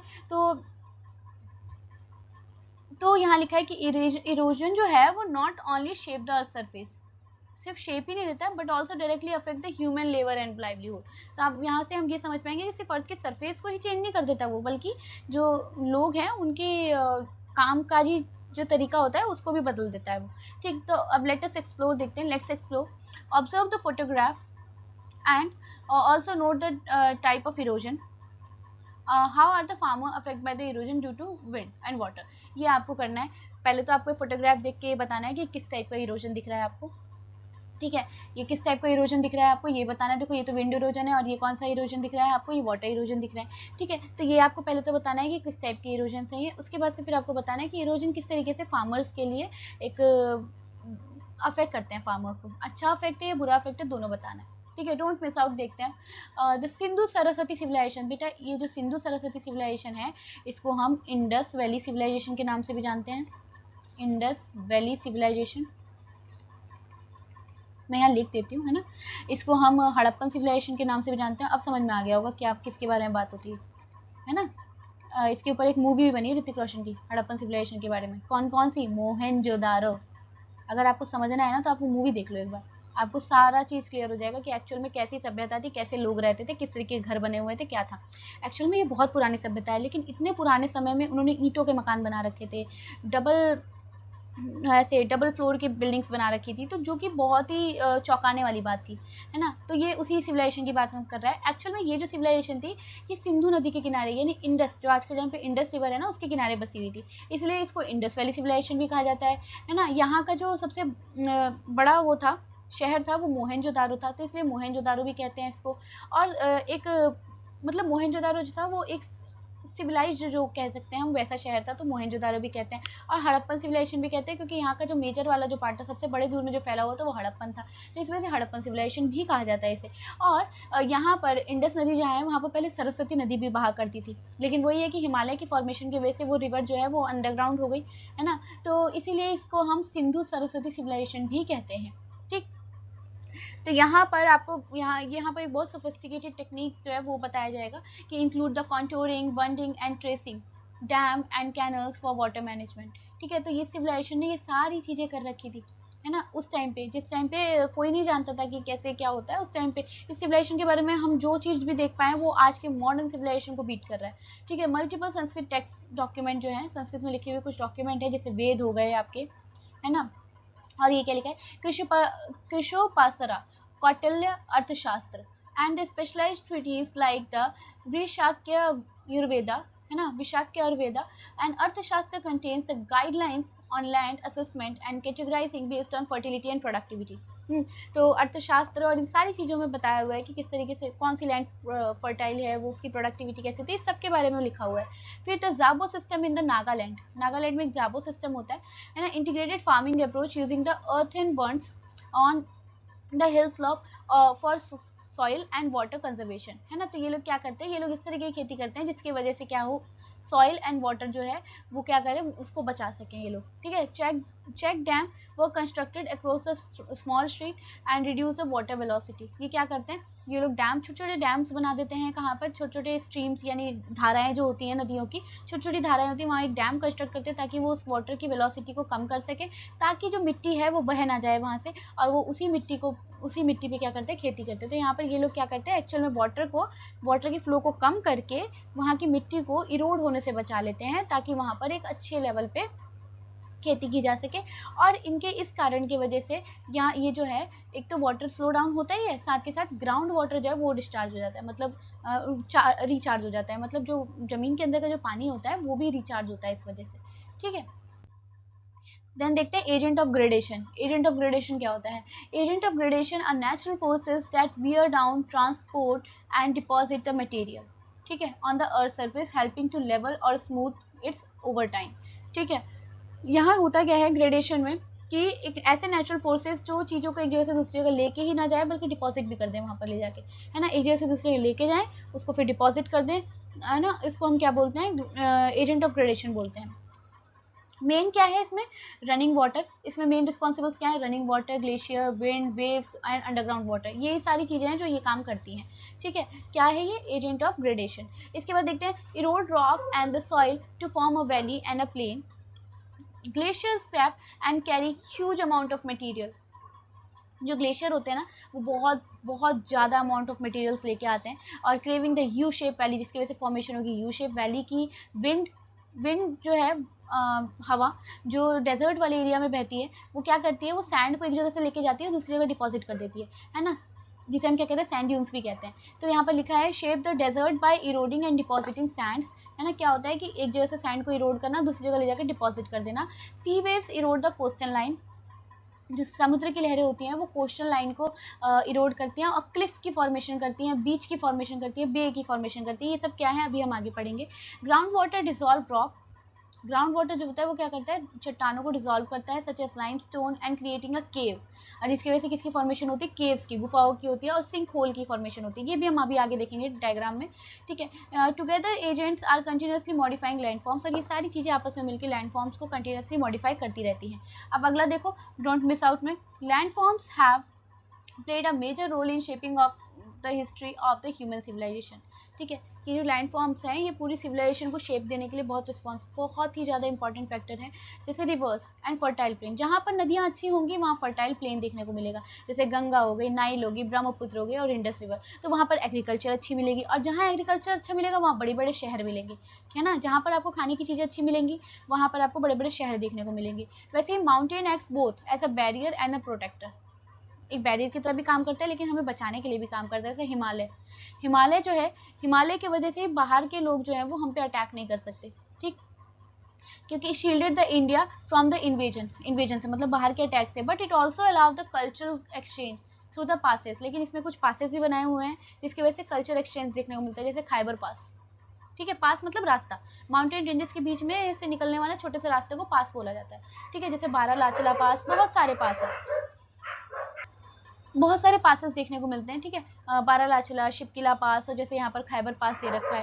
ठीक, फिर डेजर्ट की बात करें, desert such as Thar desert. हमारे यहाँ कितने डेजर्ट है, हमारे इंडिया में 2 डेजर्ट है, एक कोल्ड डेजर्ट है लद्दाख और एक हॉट डेजर्ट है थार। तो थार जो है, थार में डेवलपमेंट उतने ज़्यादा नहीं हो पाता। देखो, Thar desert limited the development of the large settlement, क्योंकि देखो गर्मी बहुत ज़्यादा है, पानी की कमी है, तो वहाँ पर ज़्यादा लोग रह नहीं सकते। इसीलिए राजस्थान की पॉपुलेशन बहुत ज़्यादा आपको नहीं दिखेगी डेजर्ट वाले एरिया में। ठीक, but encourage the trade route like a silk route, coast and havers supports trade, है ना। तो पहले वहाँ पर वो सिल्क रूट और वो सारी चीज़ें जो कि ट्रेड को, व्यापार को जो है वो सपोर्ट करती हैं। Travel and cultural contact with the distant land, helping kingdom like those in the south India flourish even today. History shows that war, settlement, trade and cultural growth were all deeply influenced by the land physical features. तो मतलब ये सारी चीज़ें जो हैं, चाहे आपका culture हो, चाहे आपका सेटलमेंट हो, आपका ट्रेड हो, आपकी वॉर हो, ये सब जो है वो इन्फ्लुएंस होती है फिजिकल फीचर्स की वजह से, है ना। देन देखते हैं हम अब नेक्स्ट रनिंग वाटर। इसी लेक्चर में हम पूरा चैप्टर ये कवर करने वाले हैं। ठीक है, तो देखते हैं हम रनिंग वाटर। रनिंग वाटर यानी बहता हुआ पानी। तो river shape the lands through the process of erosion.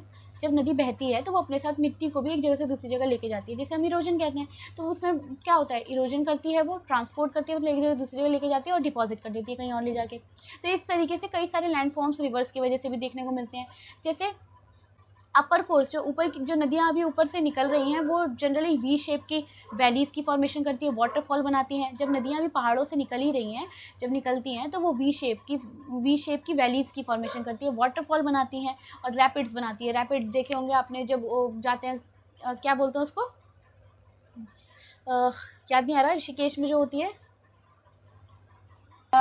River rafting, है ना। तो रिवर राफ्टिंग जो होता है उसमें एक्चुअल में क्या होता है, वो रैपिड्स ही तो होते हैं, बड़े बड़े वो होते हैं, उसके ऊपर ही इसको रिवर राफ्टिंग करनी होती है। ठीक है, due to the steep gradient क्या होता है उसमें, एकदम से तीखे तीखे से पत्थर से होते हैं, उसके ऊपर से ऐसे ऐसे करके निकलना होता है। Strong erosive forces in the middle coast. फिर जब नदी जो है वो अब अपने मिडल वाले हिस्से में आती है, जब प्लेन वाले हिस्से में आती है, तो वो मियांडर की फॉर्मेशन करती है। अभी हम ये सारा देखेंगे। मियांडर इस तरीके से ऐसे ऐसे बनता है, मियांडरिंग करती है, ऑक्सबो लेक की फॉर्मेशन करती है और फ्लड प्लेन बनाती है, मतलब वो बाढ़ वाला हिस्सा बनाती है, जिसकी वजह से क्या होता है, बहुत सारे सेटलमेंट्स जो होते हैं वो इधर से उधर हो जाते हैं। फिर जब नदियाँ अपने लास्ट वाले एंड पे होती हैं, जब समुद्र से मिलने वाली होती हैं, जैसे लोअर कोर्स बोलते हैं, उस टाइम पे बहुत सारे डिपॉजिट होते हैं, क्योंकि अब नदियों का जो स्पीड है ना, रिवर्स की स्पीड जो है वो भी कम हो जाती है, तो जो मिट्टी है वो इकट्ठी होनी शुरू हो जाती है, जिसकी वजह से फॉर्मेशन होती है डेल्टा की, लीवीज की और एलोवियल फैंस की। ठीक है, ये सब होती हैं। तो ये जो लैंड फॉर्म्स होते हैं ये सिर्फ इंपॉर्टेंट इसलिए नहीं है कि रिवर के डायनेमिक पार्ट को समझ सके, बल्कि एग्रीकल्चर, सेटलमेंट और इकोसिस्टम के लिए भी इंपॉर्टेंट है। तो सबसे पहले आप देखते हैं वाटरफॉल। वाटरफॉल क्या है, पहाड़ से एकदम से पानी नीचे गिरने लगना, है ना। तो where the river flow over the steep cliff और वर्टिकल ड्रॉप। जब रिवर जो है वो ऐसे ऊंचाई से काफ़ी नीचे गिरे, है ना, तो और ये ड्रामेटिक फॉल का क्रिएट कर दे, इसे हम वाटरफॉल कहते हैं। वाटरफॉल जो है वो एक्चुअल में जनरली कब बनेगा, जब रिवर अपर कोर्स में होगी अपने, मतलब जब रिवर का ओरिजिन स्टार्ट हुआ होगा उसके बाद ही मैसिव वाटरफॉल्स देखने को मिलते हैं। ठीक है, तो where the hard rock resist erosion while softer rock below the वॉन्ड away creating a sudden drop. ठीक है, तो यही होता है। And there is not only beautiful natural phenomena features but also attract the tourist. देखो यहाँ पर दिख रहा है ना वाटरफॉल, ये रिवर है ना। रिवर के बाद ये वाला पार्ट जो है ये क्या है, हार्ड रॉक है, ये हार्ड रॉक है। उसके बाद से फिर नीचे ये जो है ये क्या है, ये पूरा देखो गैप दिख रहा है। गैप के बाद यहाँ जो है ये फोर्थ वाला पार्ट, यहाँ पूल बनता है ना। ऋषिकेश में ये वाले पूल बहुत देखने को मिलते हैं, है ना, पूल बनता है। एंड पूल के बाद से फिर ये क्या है, फिर से रिवर बह जाएगी, फिर से रिवर बन जाएगा, ठीक है। तो ये क्या है, ये पूरा आपका, और यहाँ पर इसकी एक इमेज दिखा रखी है, आई थिंक ये दूध सागर वाली पिक्चर है, ठीक है। तो ये क्या है, ये वाटरफॉल की डायग्राम है और ये वाटरफॉल का पूरा इन्होंने क्लियर कर दिया है। अच्छा, आपकी एनसीईआरटी ना बहुत कलरफुल आई है और बहुत अच्छी आई है। पहले के एनसीईआरटीज में ना ये सब डिफाइन नहीं किया रहता था, तो बहुत प्रॉब्लम होती थी बच्चों को एक्सप्लेन करने में। अब क्या है, पिक्चर के थ्रू हम आसानी से एक्सप्लेन कर पा रहे हैं, ठीक है। Beautiful natural phenomena but also attract tourism, वही लिखा है, टूरिज्म को भी अट्रैक्ट करता है। इसके अलावा वाटरफॉल जो होता है ना, वहाँ पर हाइड्रो इलेक्ट्रिक पावर जनरेशन देखने को मिलता है। पता है इसी में क्या करते हैं, यहाँ पर डैम का कंस्ट्रक्शन कर देंगे, यहाँ डैम बन जाएगा, डैम की वजह से ये पता है ये पूरा लेक टाइप बन जाएगा, और नीचे क्या होता है, टरबाइन लगा देते हैं, ऐसे ऐसे टरबाइन लगा देते हैं। तो जब ये पानी गिरेगा ना तो टरबाइन मूव करेगी, है ना, ऐसे मूव करेगी। और ये टरबाइन जो है इसकी एक शाफ्ट कहीं से मोटर से कनेक्ट होगी, है ना, और वो मोटर जो है वो क्या करेगा, इलेक्ट्रिसिटी जनरेट करेगा। तो इसी को क्या बोलते हैं, हाइड्रो इलेक्ट्रिक जनरेशन कहते हैं, पावर प्लांट बोलते हैं, ठीक है। यानी पानी की वजह से किस तरीके से बिजली पैदा होती है, ठीक। तो in addition they are provide the opportunity for recreation such as a trekking, लोग ट्रैकिंग करते हैं, फोटोग्राफी करते हैं ऐसी जगह पे। मतलब टूरिस्ट प्लेस बहुत अच्छा हो जाता है जहाँ वाटरफॉल देखने को मिलता है। जहाँ वाटरफॉल होगा वो टूरिस्ट प्लेस तो बहुत अच्छा होगा, ठीक।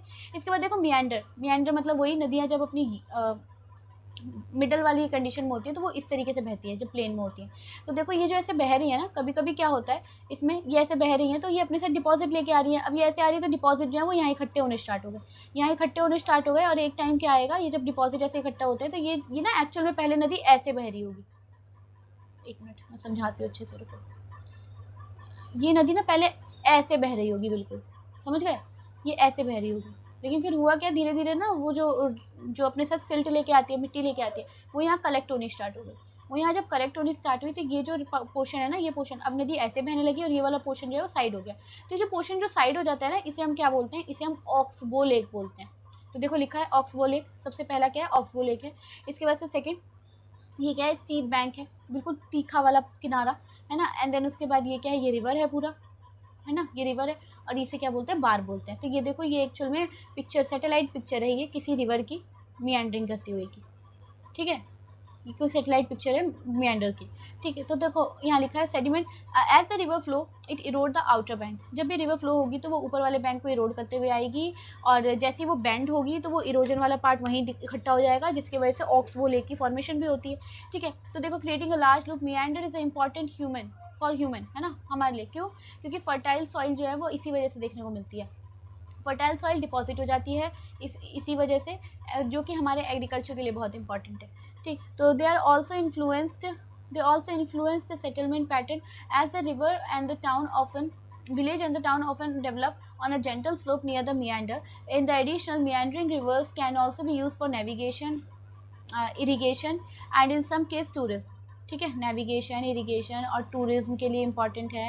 ये सारी चीज़ें हमें देखने को मिलती हैं। जैसे कि देखो a grand anicut is known as Kallanai in Tamil Nadu is an example of the use of the river for irrigation. यहाँ पे इसको ये एक नाम दिया हुआ है कि किस तरीके से इरिगेशन के लिए रिवर को यूज किया जाता है, ठीक। इसके बाद देखते हैं लास्ट हम बात करते हैं क्या, लोअर कोस्ट में, मतलब वो वाला पार्ट जब रिवर जो है वो ओशन से मिलने जा रहा हो, है ना। तो ये देखो जब भी रिवर ओशन से मिलने जाएगा तो अब ये वो टाइम है जब रिवर का फ्लो बहुत कम हो जाता है। अब जब रिवर का फ्लो कम होता है ना, तो वो जो अपने साथ सिल्ट लेके आ रही है वो सिल्ट इकट्ठी होनी शुरू हो जाती है। और वो इकट्ठी होते देखो इस तरीके से छोटे छोटे आइलैंड्स बन जाते हैं, छोटे छोटे बिल्कुल आइलैंड्स बन जाते हैं, जिसको हम क्या बोलते हैं, डेल्टा की फॉर्मेशन हो गई, है ना। तो ये देखो ये एक सैटेलाइट पिक्चर है, ये सुंदरबन डेल्टा का सैटेलाइट पिक्चर है। वर्ल्ड का सबसे बड़ा डेल्टा इंडिया में बनता है, जिसे सुंदरबन डेल्टा का नाम से जानते हैं, ठीक है। तो ये देखो किस तरीके से यहाँ नदियाँ आ रही है, ये क्या है, ये बे ऑफ बंगाल है, बे ऑफ बंगाल है ना, ये बे ऑफ बंगाल है। और ये देखो छोटी छोटी नदियाँ बढ़ चुकी हैं, क्यों, क्योंकि मिट्टी इतनी सारी है कि इकट्ठा हो चुके हैं यहाँ पर, और छोटे छोटे रिवर्स ऐसे करके मिलना स्टार्ट हो चुके हैं, ठीक है। इस तरीके से मिलना स्टार्ट हो चुके हैं। तो ये क्या है, डेल्टा है ना। तो इसमें सबसे ऊपर दिखा रहा है रिवर, फिर देखो किस तरीके से डिस्ट्रीब्यूट हुई है वो पार्ट दिखा रहा है, एंड फिर लास्ट में थर्ड वाला पार्ट दिखा रहा है, छोटे छोटे आइलैंड्स बने हुए हैं ये, एंड फोर्थ दिखा रहा है ये ओशन, कि रिवर ओशन से कनेक्ट हो चुकी है। तो देखो ये रियल पिक्चर है जहाँ पर देखो किस तरीके से ये छोटे छोटे आइलैंड्स बनने शुरू हुए हैं और ये रिवर्स जो है ये डेल्टा की फॉर्मेशन करनी है और फाइनली लास्ट में आपको ओशन दिख रहा होगा, ये यहाँ पर जाके सारी मिक्स हो जाएंगी, मिल जाएंगी। ठीक है, तो deltas are the land forms जो कि कहाँ होती है, माउथ ऑफ द रिवर पे होती है। जब रिवर ओशन से मिलने जा रहा हो तो उस वहाँ पर डेल्टा की फॉर्मेशन होती है। ठीक है, ये सी ओशन में देखने को मिलेगा, लेक्स में देखने को मिलेगा, जहाँ पर भी मतलब एक रिवर ओशन से मिल रही है। और ये जो है ये ऊपर की जो स्ट्रीम्स होती हैं उसको लेके आता है अपने साथ और इस तरीके से लैंडफॉर्म्स की फॉर्मेशन करता है। Delta are highly fertile due to the rich alluvial soil. ठीक है, कि डेल्टा बहुत फर्टाइल होती है क्योंकि यहाँ पर सारा एलुवियल डिपॉजिट देखने को मिलता है। ठीक, इसके अलावा एग्रीकल्चर सपोर्ट बहुत अच्छा है यहाँ पर, मतलब एग्रीकल्चर के लिए बहुत इंपॉर्टेंट होता है अच्छी खासी, स्पेशली यहाँ पर जूट और राइस की खेती की जाती है क्योंकि यहाँ वाटर लॉगिंग हो रही है तो राइस के लिए इंपॉर्टेंट है। और जूट जो है जूट ऐसे एरिया में होता है, इसीलिए बांग्लादेश, बिहार और बिहार वाले रीजन में जूट को ज़्यादा देखने को मिलेगा आपको, है ना, जूट की खेती ज़्यादा देखने को मिलेगी क्योंकि जूट पटसन जो होता है उसको पानी की बहुत ज़रूरत होती है। ठीक, they are also important for the fishing के लिए भी इंपॉर्टेंट है, फ्रेश और सॉल्ट वाटर दोनों यहाँ पर दिख रहा है। तो एक्वेटिक लाइफ यहाँ पर बहुत डाइवर्स देखने को मिलेगी। बहुत सारे डेल्टाज जो है वो ह्यूमन सेटलमेंट को भी, जब बड़े बड़े डेल्टा बन जाते हैं तो ह्यूमन भी वहाँ पर रहते हैं तो ह्यूमन सेटलमेंट के लिए भी अच्छा होता है। फिर are centre of the trade, मतलब यहाँ व्यापार देखने को मिलेगा, ट्रांसपोर्ट देखने को मिलेगा क्योंकि रिवर जो है रिवर यहाँ पर रास्ता दिखा रही है, नेविगेट कर रही है। तो however they also be prone to flooding, पर यहाँ बाढ़ भी देखने को मिलती है। ठीक है, जो कि कई बार ह्यूमन की एक्टिविटीज को अफेक्ट करती हैं। इसके बाद बात करते हैं नेक्स्ट वेव एंड करंट की। तो वेव्स यानी ओशन के अंदर जो लहरें आती हैं उसकी बात हो रही है यहाँ पर, वेव्स की। तो देखो ये आपका ओशन है, अगर आप इसे देखो ये ओशन वाला पार्ट है और ये बीच है ना, ये वाला पार्ट क्या है, ये पूरा पार्ट है बीच है आपका। ठीक है, ये इस तरीके से जो ओशन की जो हवा आई, जो लहर आई, वो लहर क्या करी, बीच के इतने वाले पार्ट को लेके चली गई, तो इसे बे बोलते हैं, बे की फॉर्मेशन हुई यहाँ पर, है ना। फिर ये क्या है, ये पूरा ओशन है, सी है ये। इसके बाद से ये वाला पार्ट जो ऊपर उठाकर ऐसे रह गया है इसे क्या बोलते हैं, हेडलैंड बोलते हैं। फिर उसके बाद फिर देखो बहुत गहरा सा सैंड का गड्ढा सा बन गया है, इसे सैंड बार बोला गया है। फिर उसके बाद ये जो एक कोना सा बना हुआ है इसे क्या है, फ्री एंड बोल रहे हैं इसको, और ये क्या है, रिवर जो ओशन में मिल रही है। ठीक है, तो wave and current are constantly move over the ocean surface, ocean के सरफेस पे कॉन्स्टेंटली मूव करती है। They are work in the coastal area and reshape the land along the coastal zone.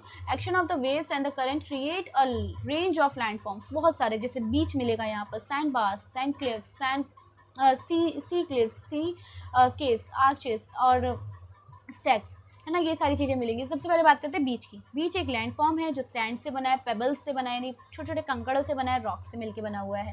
ठीक, जो कि सी, ओशन पे और या फिर लेक के पास देखने को मिलेगा। यहाँ पर एक्चुअल में क्या होता है, वेव की वजह से जो लहरें आती हैं, लहरों की वजह से क्या देखने को मिलता है, सेडिमेंट्स डिपॉजिट देखने को मिलते हैं। ठीक है, बीच कॉन्स्टेंटली अपना शेप जो है वो चेंज करता है वेव की वजह से, है ना, टाइड्स एंड करंट की वजह से, वेव्स की वजह से, टाइड्स की वजह से, करंट की वजह से, है ना। और जैसे मतलब एक लहर आएगी तो वो लहर क्या करेगी, बीच का जो है वो सैंड लेके चली जाएगी, जब तक दूसरी लहर आएगी वो ऐसे वो लाके देगी। मतलब इस तरीके से जो चेंजेस हैं वो चलते रहते हैं। For human beach are popular tourism destination for relaxation, है ना, swimming, recreation, for boost the local economy, है ना। And beach are also provided for fishing area, fishing यहाँ पर होती है। कोस्टल कम्युनिटीज़ के लिए इंपॉर्टेंट है, यहाँ पर सैंड कलेक्शन और शेल्स जो होती हैं वो देखने को मिलती हैं। इसके अलावा beach act as a natural barrier against the strong waves and the coastal erosion, helping the safeguard human settlement near the coastal area। और बीच ही वो हिस्सा है जो क्या करती है, देखो ऐसे लहर उठ के आ रही है तो सिर्फ बीच तक ही रह जाएगी, है ना, ऐसे बीच तक ही रह जाएगी, तो इसकी वजह से ह्यूमन सेटलमेंट जो आसपास की होती है उसे बहुत ज़्यादा नुकसान नहीं पहुंचता है। ठीक, अब यहाँ देखो, यहाँ पर सी क्लिफ्स और शी शोर्स के डायग्राम दे रखे हैं। देखो पहला ये क्या है, ये हेडलैंड है, फिर उसके बाद से ये है सी क्लिफ, ये क्या है, सी क्लिफ है। ठीक है, अगर आप ये डायग्राम देख सकते हो, ये क्या है, ये वाला पार्ट क्या है, सी क्लिफ है। सी क्लिफ के बाद ये वाला पार्ट क्या है, सी केव है, ये गुफा बन गई, सी केव, सी केव है। सी केव के बाद आप क्या देखोगे, नेक्स्ट हाई टाइड्स लेवल, जो हाई टाइड आते हैं वो यहीं तक आते हैं, यहाँ तक आते हैं, तो हाई टाइड लेवल है। इसके अलावा क्या दे रखा है, शॉर्ट प्लेटफॉर्म, ये वाला हिस्सा पूरा, ये क्या है, शॉर्ट प्लेटफॉर्म है, यानी ये वाला पूरा हिस्सा शॉर्ट प्लेटफॉर्म है। इसके बाद से लो टाइड लेवल्स, जो छोटे मोटे लहरें आती हैं वो कहाँ तक आती हैं, वो यहीं तक आती हैं। जो छोटी लहरें हैं वो यहाँ तक आएंगी, लेकिन जो बड़ी बड़ी लहरें हैं वो यहाँ तक आ जाएंगी, है ना। तो ये क्या है, सी क्लिफ्स एंड शॉर्ट प्लेटफॉर्म। अब इसके बाद देखो यहाँ पर इरोजन बता रखा है कि कोस्टल इरोजन कैसा होता है। तो देखो ऊपर का फिर से हेडलैंड है ना, और नीचे क्या है, ये क्या बना हुआ है, सी आर्क बना हुआ है। लहरों की वजह से ये वाला हिस्सा जो है वो इरोड होके जा चुका है और फॉर्मेशन हो गई है किसकी, सी आर्क की। इसके बाद देखो ये क्या है, सी स्टैक है। सी स्टैक मतलब एक ये क्या है, इरोजन की वजह से ये वाला पूरा पार्ट चला गया बट ये पार्ट बच गया अभी। और यहाँ तक हाई टाइड्स देखने को मिलती हैं और लो टाइड्स का लेवल यहाँ तक है। तो ये देखो पूरा दिख रहा है, ये क्या है आपका, ये सी आर्क है, ये वाला हिस्सा सी आर्क है और ये क्या है, सी स्टैक है। ठीक, तो देखो कोस्टल इरोजन जो है वो जब होता है जब वेव्स या टाइड्स आती हैं बड़ी बड़ी, है ना, जब भी वेव्स या टाइड्स आती हैं तब ये इरोजन देखने को मिलता है, ये करंट, ओशन करंट जब आता है। ठीक है, तो इसकी वजह से यूनिक लैंडफॉर्म्स क्रिएट होते हैं, जैसे कि लैंडफॉर्म्स में आपका क्लिफ आ गया। क्लिफ मतलब स्टीप रॉक फेस, ये क्लिफ है ना। क्लिफ का मतलब क्या होता है, स्टीप रॉक फेस, इस तरीके से। एंड इसके बाद वेव कट प्लेटफॉर्म्स देखे हमने, हम केव्स की फॉर्मेशन इसी वजह से होती है। आर्किस का फॉर्मेशन, आर्किस मतलब क्या होती है, when the cave on opposite side of the headland meet. ठीक है, तो इसके बाद से लिखा हुआ है स्टैक की फॉर्मेशन, आइसोलेटेड पिलर बनता है, मतलब एक अलग ही साइड से पिलर बन जाता है। तो ये सारी चीजें लैंडफॉर्म जो है वो किसके वजह से देखने को मिलती है, कोस्टल इरोजन की वजह से देखने को मिलती है। These landforms not only shape the coastal land, सिर्फ ये कोस्टल लैंड को ही शेप नहीं देता है बल्कि ह्यूमन एक्टिविटीज के लिए भी रिस्पॉन्सिबल है। टूरिज्म प्लेस बहुत अच्छा होता है, लोग यहाँ जाएंगे, फोटो क्लिक कराएंगे और उससे क्या होगा, वहाँ उस एरिया का टूरिज्म बढ़ेगा। ठीक, इसके बाद नेक्स्ट बात करते हैं ग्लेशियर्स की। ग्लेशियर्स यानी बर्फ के बड़े बड़े पहाड़, ये हमारे यहाँ पर कहाँ, हिमालय में देखने को मिलेंगे। तो देखो यहाँ पर ये बता रखा है, पहले पहले डायग्राम देख लेते हैं। पहला क्या है, एरिड। एरिड ये वाला हिस्सा जो है माउंटेन का, ये वाला हिस्सा यानी ये वाला हिस्सा जो है इसे क्या कहते हैं, एरिड बोलते हैं, एरिड बोलते हैं इसको। फिर ये जो नीचे वाला हिस्सा है, ये जो नीचे वाला थोड़ा सा फ्लैट वाला पोर्शन है, इसको बोलते हैं सर्क बोलते हैं इसको। एंड देन उसके बाद से क्या है, देखो ये दो माउंटेन रेंज है, ये माउंटेन, ये इन दोनों के बीच में जो जगह होती है इसे हम क्या बोलते हैं, पास, जो कि अभी हमने खाइबर पास देखा था। ठीक है, ये होता है। इसके बाद तो देखो ग्लेशियर इरोजन की वजह से क्या होता है, इसमें ग्लेशियर जो है वो स्लोली मूव करने लगती है जमीन की साइड, है ना, ऊपर से नीचे की साइड आना शुरू हो जाती है, जिसकी वजह से यू शेप वैली बनती है, सर्क बनता है। सर्क मतलब बॉल शेप डिप्रेशन, सर्क मतलब क्या है, बॉल की शेप पर डिप्रेशन, ये देखो इस तरीके से डिप्रेशन देखने को मिलेगा, है ना। एंड एरेट्स बनते हैं, एरेट्स का मतलब है sharp ridge between the valleys, है ना। एरेट्स का मतलब क्या है, वैली के बीच में बहुत ही तीखा सा ऐसे प्लेन, है ना, ये बनता है। फिर हैंगिंग वैली बनती है इसी से। अब देखो यहाँ हैंगिंग वैली क्या है, ये है हैंगिंग वैली। ठीक है, ये हैंगिंग वैली की फॉर्मेशन होती है, यू शेप वैलीज बनती है, ये देखो ये यू शेप वैली बनी हुई है। ये देखो ये पूरे क्या है, ग्लेशियर्स हैं जो मेल्ट होके आए हैं, और ये क्या दिखा रहा है, ये ग्लेशियर की आइस दिखा रहा है। ठीक है, तो ये आप पूरा ये देख सकते हो, यहाँ पर इसकी रियल इमेज दे रखी है। ठीक, तो हैंगिंग वैलीज बनती हैं जो कि छोटे छोटे स्मॉलर एरियाज ग्लेशियर से बन जाते हैं। एंड द फ्रॉस्ट मतलब deep narrow and inlet create when the sea flood glacier valleys, and these landforms are important for the human के लिए इंपॉर्टेंट है बहुत सारे तरीके से। जैसे यू शेप वैली और सिल्क बनता है तो ये टूरिज्म के लिए इंपॉर्टेंट है, यहाँ पर लोग ट्रैकिंग के लिए आते हैं, स्कीइंग के लिए आते हैं, माउंटेनिंग के लिए आते हैं, मतलब वही माउंटेन्स पे चढ़ने के लिए आते हैं। Frost is use for the harbour and fishing, जो फ्रॉस्ट वाला एरिया होता है उसको यूज़ किया जाता है फिशिंग के लिए। वाइल सम वैलीज, कुछ ऐसी वैली होती हैं, है ना, जहाँ पर जो ग्लेशियर सॉइल्स होती है बहुत फर्टाइल है, तो वो एग्रीकल्चर पर्पज के लिए इंपॉर्टेंट हो जाती हैं। ठीक है, additionally glacier is crucial source for fresh water. Fresh water का बहुत अच्छा सोर्स है, जितना भी हमारे यहाँ फ्रेश वाटर है उसमें से मैक्सिमम वाटर जो है वो इस ग्लेशियर में ही डिपॉजिट है। ठीक, फीडिंग रिवर्स, जो कि मतलब रिवर्स, और इसी ग्लेशियर्स को मेल्ट होकर रिवर बनती है। ठीक, और सस्टेन द ह्यूमन पॉपुलेशन डाउनस्ट्रीम्स। ठीक, नेक्स्ट बात करते हैं मोरेन्स की, है ना। तो उससे पहले ये डायग्राम देखो, इस वाले पार्ट को क्या बोला गया है, देखो ये माउंटेन रेंजेस है ना, ये माउंटेन रेंजेस है, और इस वाले पार्ट को क्या बोला गया है, इसको बोला गया है लेटरल्स। फिर उसके बाद से ये क्या है, ये ग्लेशियर्स हैं, ये पूरा पार्ट ग्लेशियर है, ये ग्लेशियर है, लेकिन दो ग्लेशियर्स के बीच में जो ये पार्ट है इसे क्या बोलते हैं, लिटरल्स बोलते हैं। इसके बाद से मिड मोरेन आता है ना, ये जो छोटी छोटी सी पहाड़ियाँ हैं ये क्या है, मिड मोरेन के नाम से जानी जाती हैं। फिर फोर्थ में क्या दे रखा है आपका, ग्लेशियर, यानी ये जो ये वाला पार्ट है ये क्या है, ये सब ग्लेशियर्स हैं, ये क्या है, ग्लेशियर्स हैं। देन उसके बाद से टर्मिनल मोरेन्स, टर्मिनल मोरेन मतलब और छोटे छोटे ये नीचे की साइड जो दिख रहे हैं ये क्या है, टर्मिनल मोरेन्स है। एंड देन उसके बाद से इसी में से क्या निकलती है, रिवर्स निकल रही हैं, तो ये क्या है, रिवर्स है। ठीक, तो देखो moraines are the landform created by the deposit of rock, soil and debris called till. ठीक है, इन सब से मिलके क्या बनती हैं, मोरेन्स बनती हैं, यानी रॉक जो होती हैं, बड़ी बड़ी सॉइल्स होती हैं, और डेब्रिस मतलब कचरा, है ना, इन सब से मिलके क्या बनती हैं, आपके मोरेन्स बनती हैं, and carried along the end left behind by glaciers, जो कि ग्लेशियर्स के थ्रू रह जाते हैं, उनको क्या बोला जाता है, मोरेन्स कहा जाता है। They are form when a glaciers melt, जब होंगे, जब ग्लेशियर मेल्ट होंगे, और जो मटेरियल होगा ना मेल्ट के बाद वो डिपॉजिट हो जाएगा, तो वो क्या कहलाते हैं, मोरेन्स कहलाते हैं। जब भी ग्लेशियर मेल्ट होगा और मेल्ट के बाद जो ये पार्ट डिपॉजिट होगा, ये मोरेन्स कहलाएंगे आपके। ठीक है, तो डिफरेंट टाइप ऑफ मोरेन्स होते हैं, जैसे लिटरल मोरेन्स, टर्मिनल मोरेन्स और मेडियल मोरेन्स। ठीक है, तो लेटरल मोरेन्स का मतलब क्या है, which form along the side of the glaciers, वो मोरेन्स जो ग्लेशियर के साइड में फॉर्म होने वाले हैं उसे हम क्या कहेंगे, लेटरल मोरेन्स कहेंगे। फिर उसके बाद से वो जो ग्लेशियर के एंड में फॉर्म होंगे, ग्लेशियर के बिल्कुल नीचे की साइड फॉर्म होंगे, उसे हम क्या कहेंगे, उसे हम टर्मिनल मोरेन्स कहेंगे। एंड वो वाला पार्ट जो ग्लेशियर के दो ग्लेशियर्स जहाँ मीट हो रहे हो वहाँ पर बनेंगे, उसे हम मेडियल मोरेन्स कहेंगे। मतलब जब दो ग्लेशियर्स जहाँ पर मीट कर रहे हो, दो ग्लेशियर्स आपस में मिल रहे हैं, ऐसे दो ग्लेशियर्स, उसके बीच में जो बन रहा है उसे हम क्या बोलेंगे, मेडियल मोरेन्स कहेंगे।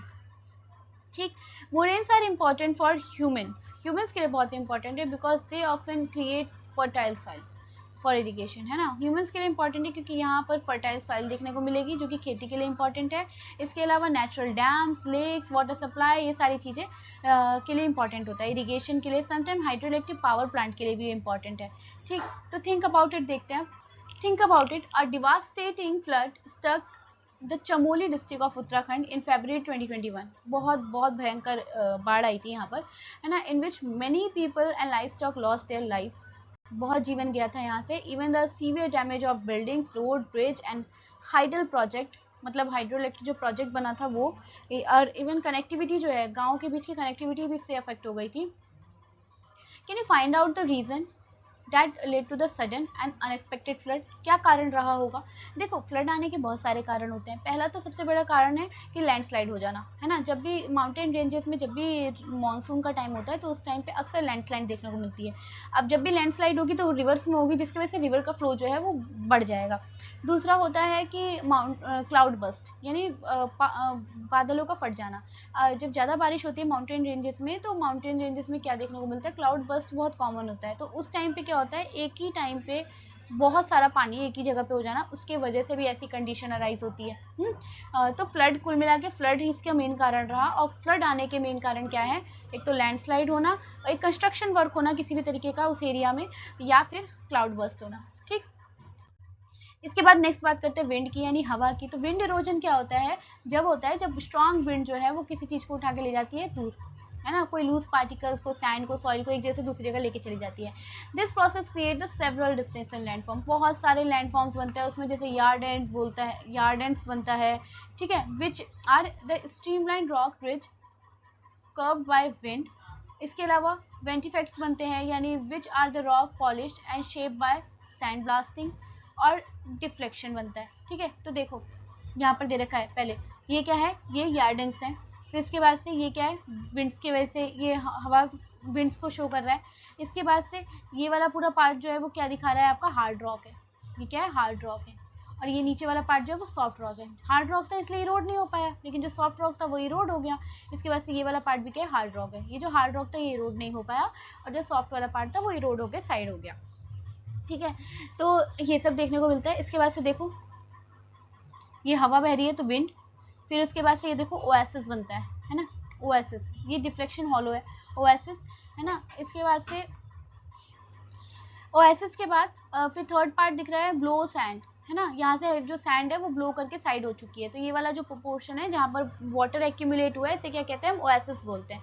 ठीक है, ये यूजुअली कहाँ, डेजर्ट वाले एरिया में पाया जाएगा।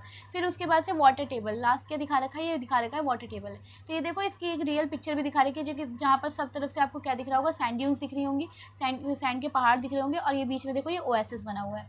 ठीक, तो अब उसके बाद देखते हैं hollow and the blowout, the shallow depression formed where the loose material is removed and the desert pavement flat surface left behind after finer particles are blown away. These landforms are important for the human as they are settlement pattern, है ना, and the agriculture. ये पूरा पूरा part जो होता है वो important है एक तो सेटलमेंट के लिए और दूसरा एग्रीकल्चर पैटर्न के लिए, वो भी एरिड एरिया में, क्योंकि जहाँ बात करें हम रेगिस्तान की तो वहाँ वाटर अवेलेबिलिटी नहीं होती है, वहाँ ऐसे जहाँ पर भी ये ओएसिस मिलते हैं उस टाइम पे उस जगह पे ह्यूमन सेटलमेंट देखने को मिलता है ना, क्योंकि वहाँ ओएसिस है यानी पानी है तो एग्रीकल्चर हो पाएगा एंड ह्यूमन के लिए थोड़ा सा कन्वीनियंट हो जाता है एक डेजर्ट एरिया में रहते हुए ओएसिस के पास, ठीक है। इसके बाद देखो लिखा है agriculture in arid in the ventifacts and the yardangs attach the tourist and geologist interest in the unique desert landscape. इसके बाद देखो यहाँ कुछ डायग्राम्स दे रखे हैं, है ना, ये डायग्राम्स इसी के लिए दे रखे हैं, जैसे कि बार्चन ड्यून्स, ये इस तरीके के जो बड़े बड़े से पहाड़ होंगे ये क्या होंगे, बार्चन ड्यून्स के नाम से जाने जाएंगे, जहाँ पर हवा इस तरीके से चलेगी और इसकी वजह से क्या है इस तरीके से हॉर्न टाइप का पैटर्न बनेगा, है ना, तो ये क्या होता है, ये बार्चन ड्यून्स के नाम से जाना जाता है। फिर उसके बाद ये छोटे छोटे से ड्यून्स बन रहे हैं, हल्के छोटे छोटे से पहाड़ बन रहे हैं रेत के, इसे हम ट्रांसवर्स ड्यून्स कहते हैं। और फिर देखो ये जो बहुत ही पैने से ऐसे पहाड़ बन रहे हैं, है ना, ये जो बहुत पैने से पहाड़ बन रहे हैं इसे हम क्या बोलते हैं, स्टार ड्यून्स बोलते हैं, ठीक है, बिल्कुल शार्प है, ये क्या है, ये फ्लैट टाइप के हैं फिर भी, लेकिन ये क्या है, शार्प है, तो ये क्या है, स्टार ड्यून्स है। Stabilizing by vegetation for the human, dunes are natural barriers against the desertification, है ना, डेजर्टिफिकेशन मतलब अगर सैंड ड्यून कहीं बन जाता है तो उसके आगे मतलब मिट्टी जाने में पॉसिबिलिटी कम रहती है, तो इसलिए डेजर्टिफिकेशन के चांसेस कम रहते हैं, है ना। और event area for the tourism and the adventure spot in some coastal areas they protect the settlement for strong sea winds, कुछ एरियाज में यहाँ पर ये समुद्र से आती हुई जो स्ट्रॉन्ग वेव्स होती हैं उससे बचा लेता है। In addition sand from dunes is some time used for construction purpose, कई बार सैंड ड्यून्स का यूज कंस्ट्रक्शन के लिए भी किया जाता है, ठीक है। इसके बाद नेक्स्ट बात करते हैं अंडरग्राउंड वाटर की। तो अंडरग्राउंड वाटर के लिए देखो पहले ये देखो पूरा part, underground water specially in the area of the limestone और सॉल्यूबल रॉक, है ना, जहाँ पर लाइमस्टोन या फिर ऐसे रॉक्स होंगे जो सॉल्यूबल होंगे वाटर में, उस वाले एरिया में ये देखा जाता है ना, यूनिक लैंडफॉर्म्स बनते हैं जिसे हम कर्स्ट टोपोग्राफी बोलते हैं, जिसमें केमिकल वीदरिंग और इरोजन देखने को मिलता है, ठीक। कॉमन लैंडफॉर्म्स क्या है, केव्स हैं यानी हॉलो स्पेस, ठीक है, form by the acidic water, जो एसिडिक वाटर की वजह से बनेगा। इसके बाद से स्टैलेक्साइट बनेगा, स्टैलेक्साइट का मतलब क्या है कि एक इस तरीके की शेप होगी, है ना, जिसकी फॉर्मेशन होगी जो ऊपर की साइड से केव पे लटका होगा, मतलब एक गुफा है, गुफा के ऊपर की साइड से जो लटका है वो वो क्या होता है, स्टैलेक्साइट होता है, और जो नीचे की साइड से फॉर्मेशन हो रही है उसे स्टैलेग्माइट बोलते हैं, ठीक है। तो देखो ये वाला पार्ट ये पूरा केव है ना, यहाँ पर एक्चुअल में क्या होगा, पहले के टाइम पे लाइमस्टोन होगा या फिर कोई भी ऐसा रॉक होगा जो वाटर में डिसॉल्व हो जाए, तो एक्चुअल में वाटर में डिसॉल्व होने की वजह से ये वाला पार्ट पूरा क्या हो गया, हॉलो हो गया, क्योंकि वो डिसॉल्व होकर साइड हो गया। तो अब यहाँ पर कुछ हमें क्या देखने को मिलेंगे, स्टैलेक्साइट, ये देखो जो अर्थ ऊपर की साइड से जो दिख रहा है ना, ये ऊपर की साइड से, इसे क्या कहते हैं, स्टैलेक्साइट बोलते हैं, है ना। और जो नीचे की साइड बन रहा है इसे क्या बोलते हैं, इसको बोलते हैं स्टैलेग्माइट्स बोलते हैं, जो नीचे वाला पार्ट है उसे क्या बोलते हैं, स्टैलेग्माइट्स बोलते हैं। ये जो नीचे छोटे छोटे उठे पड़े ना इसे स्टैलेग्माइट्स बोला जाता है। तो देखो यहाँ पर लिखा भी है, फर्स्ट में स्टैलेक्साइट है ये, ठीक है, फिर उसके बाद से एक पिलर दिख रहा है आपको जो बीच में पूरा पूरा पिलर बना हुआ है, फिर ये केव है, गुफा टाइप बनी हुई है, फिर ये नीचे वाला जो पोर्शन है जो उठा हुआ है इसे स्टैलेग्माइट बोलते हैं, और ये क्या है, ये केव का माउथ है, मतलब यहाँ से एंटर होना है, ठीक। और ये रियल आपको इमेज दिखा रखी है जो फॉर्मेशन है इसकी। इसके बाद ये देखो ये सिंक होल है, सिंक होल में क्या होता है, ये देखो ये रियल इमेज है सिंक होल की, इसमें क्या होता है, पानी जो है वाटर ग्राउंड जो वो है वो ग्राउंड वाटर को रिचार्ज कर देता है ना। जब बारिश हुई तो ये वाला जो हिस्सा होता है ये सीधे अर्थ के अंडरग्राउंड से कनेक्ट होता है, तो इससे क्या होता है जो वाटर है वो यहाँ पर एक्यूमुलेट होकर अंदर जाकर डिपॉजिट हो जाता है, जिसकी वजह से ग्राउंड वाटर लेवल जो होता है वो चार्ज हो जाता है, जैसे क्या बोलते हैं, सिंक होल बोलते हैं या फिर डोलाइंस बोलते हैं। ये एक डिप्रेशन है, मतलब एक अंदर के साइड गड्ढा टाइप है। Ground collapse into an underground cavity and underground rivers which flow through the cave system. These landforms area important for, ये important है humans के लिए क्योंकि because cave and underground rivers provide the source of fresh water, tourism opportunity and sometimes cases cultural, regional, religion significance. Stalagmites and stalactites are also attract geologists and adventurers, है ना, जो कि समझ पाते हैं, जो कि यहाँ पर स्टडी करने के लिए आते हैं कि कैसे मतलब कैसे बना है और क्या है ये, ठीक है, valuable for both study and recreation. तो देखो अंडरग्राउंड रिवर, ये देखो अंडरग्राउंड रिवर है, ये बड़ी सी केव है और ये देखो किस तरीके से रिवर जो है वो केव के अंदर जा रही है ना। इसके बाद नेक्स्ट देखते हैं लैंडफॉर्म्स एंड डिजास्टर्स। बहुत सारे डिजास्टर्स हैं, अलग अलग लैंडफॉर्म्स की वजह से होते हैं, अलग अलग लैंडफॉर्म्स पे होते हैं। जैसे सबसे पहला दिखा रखा है यहाँ पर लैंडस्लाइड। लैंडस्लाइड का मतलब होता है जमीन का एक जगह से दूसरी जगह खिसक जाना। ये कब होता है? जब combination of natural and human factors होते हैं, है ना। Heavy and the continuous rainfall, मतलब मान लो बहुत ज़्यादा बारिश हो रही है, उसके वजह से लैंडस्लाइड देखने को मिलेगा, या कहीं पर भी पहाड़ी वाले एरिया में कंस्ट्रक्शन वर्क चल रहा हो तो उस वजह से देखने को मिलेगा, ठीक है। या अर्थक्वेक आ गया हो माउंटेन रेंजेस पे, या किसी तरीके का वॉल्केनिक इरप्शन हो, मतलब किसी भी तरीके से आपका जो ग्राउंड वाला पार्ट है वो ट्रिगर हो जाए, वो शेक कर जाए, तो उसके वजह से हमें लैंडस्लाइड देखने को मिलता है, ठीक है। तो steep slope are the presence, जो स्टीप जो पैने पैने स्लोप्स होते हैं, मतलब तीखे तीखे, वहाँ पर एक्चुअल में लूज और विदर्ड रॉक होती हैं, जो कि थोड़ा सा भी अगर उसको ट्रिगर मिला तो वो रिस्क रहता है कि वो पूरा नीचे स्लाइड करके आ जाए। तो ह्यूमन एक्टिविटी यहाँ पर कैसे रिस्पॉन्सिबल है? जैसे डिफॉरेस्टेशन कर देना, यानी पेड़ों को काटना, माइनिंग करना, रोड कंस्ट्रक्ट करना, या किसी भी तरीके से मतलब बिना प्लानिंग के ही कंस्ट्रक्शन वर्क स्टार्ट कर देना हिल्स एरिया में। जैसे माउंटेन जानते हो, हिमालय माउंटेन्स को, तो ये बहुत कच्चे हैं, है ना, वहाँ पर आप बिना प्लानिंग के कंस्ट्रक्शन वर्क नहीं स्टार्ट कर सकते, नहीं तो पक्का लैंडस्लाइड होगी वहाँ पर। और ये छोटी मोटी लैंडस्लाइड नहीं होगी, बहुत डिजास्टर्स होगी, ठीक है। तो लैंडस्लाइड जो होता है इसमें बहुत सारा वाटर एक्यूमुलेशन देखने को मिलता है, और बहुत ही तेजी से पहाड़ का बहुत बड़ा हिस्सा खिसक के नीचे आ जाता है, ठीक है, ये होता है। अब इसके बाद बात करते हैं नेक्स्ट एवलांचे। इसी का पार्ट है, इसी का एक पार्ट है, लेकिन जैसे ये लैंड स्लाइड हो रही है, यहाँ पर स्नो स्लाइड होती है, ठीक है। तो एवलांचे क्या होता है? बर्फ का तूफान एक तरीके से आ जाना। इसमें क्या होता है, जो बर्फ वाले माउंटेन्स होते हैं वो स्लोप नीचे आ जाता है। हैवी स्नोफॉल की वजह से क्या होता है, काफ़ी कम टाइम में अगर ज़्यादा स्नोफॉल हो जाता है तो वो स्नो जो है, अब तो वीक ही है ना, वो अगर वो एक्यूमुलेट भी होती है किसी पहाड़ पे तो वीक है, तो जैसे वो मेल्ट होती है तो क्या होता है, बहुत बड़ा बर्फ जो है वो डायरेक्टली नीचे आना शुरू हो जाता है। देखो यहाँ पर दिख रहा होगा कि बर्फ का किस तरीके से तूफान टाइप जो नीचे आ रहा है, इसी को हम क्या कहते हैं? एवलांचे बोलते हैं। A sudden rise in temperature, अचानक से टेम्परेचर बढ़ जाना, जिसकी वजह से आइस मेल्ट होती है, और इसकी वजह से क्या होता है, जो पूरे के पूरा स्नो है वो एक साथ नीचे आ जाता है पाइल अप होके, और जिसकी वजह से क्या होता है, हम क्या बोलते हैं, एवलांचे देखने को मिला। अब ये वो एरिया होता है जनरली ह्यूमन एक्टिविटीज़ के लिए अच्छा है, स्कीइंग होती है, ट्रेकिंग होती है यहाँ पर, ट्रैकिंग करने लोग आते हैं यहाँ पर, माउंटेन एरिया है ये, है ना। लेकिन वही है कि कई बार यहाँ पर लोगों की जान भी चली जाती है, ठीक है। फिर बात करते हैं ग्लाफ की एंड डस्ट स्टॉर्म की, और ये आपके इस चैप्टर का लास्ट टॉपिक रहने वाला है, ठीक है। GLOF glacial lake outburst flood, ठीक है, cause by the sudden release of the large volume of water from glacier lakes, है ना। जो ग्लेशियल लेक होती है, यानी जो बर्फ के पहाड़ों से बनी हुई जो लेक्स होती हैं, उसमें अचानक से बहुत ज़्यादा पानी आ जाना। अब वो वाटर आएगा कैसे? जब मेल्ट होगा आइस, यानी टेम्परेचर बढ़ने की वजह से, है ना। तो एक्चुअल में क्या होता है, जब ऐसी कंडीशन बनती है कि जब ग्लेशियर में बहुत ज़्यादा वाटर आना शुरू हो जाता है, तो उसकी वजह से जो डिजास्टर होता है उसे हम ग्लेशियल लेक आउटबर्स्ट फ्लड बोलते हैं, है ना। क्यों हो रहा है? देखो लिखा है यहाँ पर, रैपिड मेल्टिंग ऑफ ग्लेशियर की वजह से होता है, टेम्परेचर बढ़ने की वजह से होता है, और इसके बाद से on the natural dams made of the ice और द लूज मोरेन्स, और उसके बाद से हैवी रेनफॉल और इंटेंस स्नोफॉल की वजह से भी देखने को मिलता है ये, है ना, कि बहुत ज़्यादा स्नोफॉल हो गया या बहुत ज़्यादा बारिश हो गई तो उस वजह से वो लेक पूरा भर जाएगा, है ना, और उस वजह से भी ये आउटबर्स्ट देखने को मिलता है, ठीक।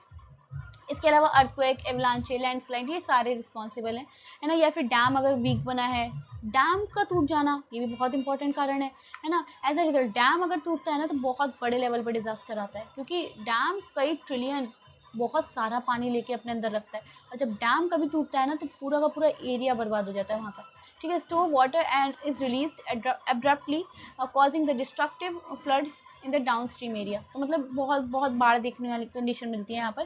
तो ये ग्लॉफ बना हुआ है, ठीक है, कैसे किस तरीके से ऊपर से ऐसे पानी आया, देखो पूरा डिजास्टर्स एरिया बना हुआ है ना।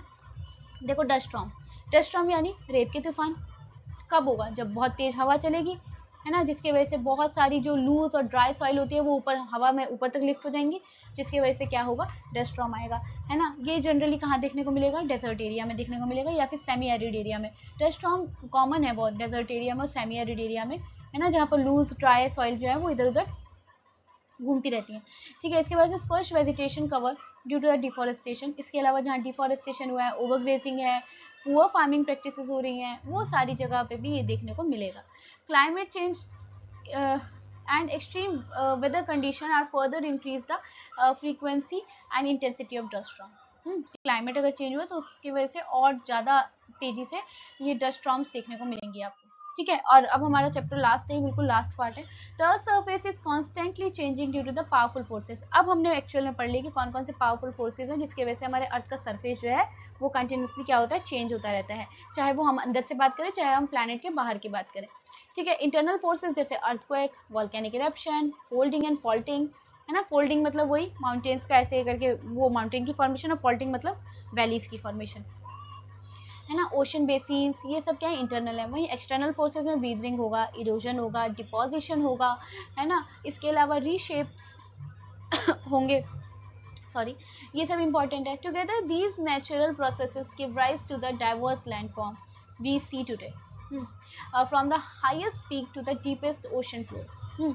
बड़े बड़े पहाड़ों से बात करें या फिर डीपेस्ट मतलब गहरे गहरे ओशंस की बात करें, ये सब देखने को मिलेगा हमें। Human life too is deeply connected to these landform. हमारा जीवन भी इससे कनेक्ट है। एंड इस इन्फ्लुएंस, ये क्या होता है एक्चुअल में सही बताया जाए तो क्लाइमेटिक चेंज बहुत इंपॉर्टेंट है इसमें।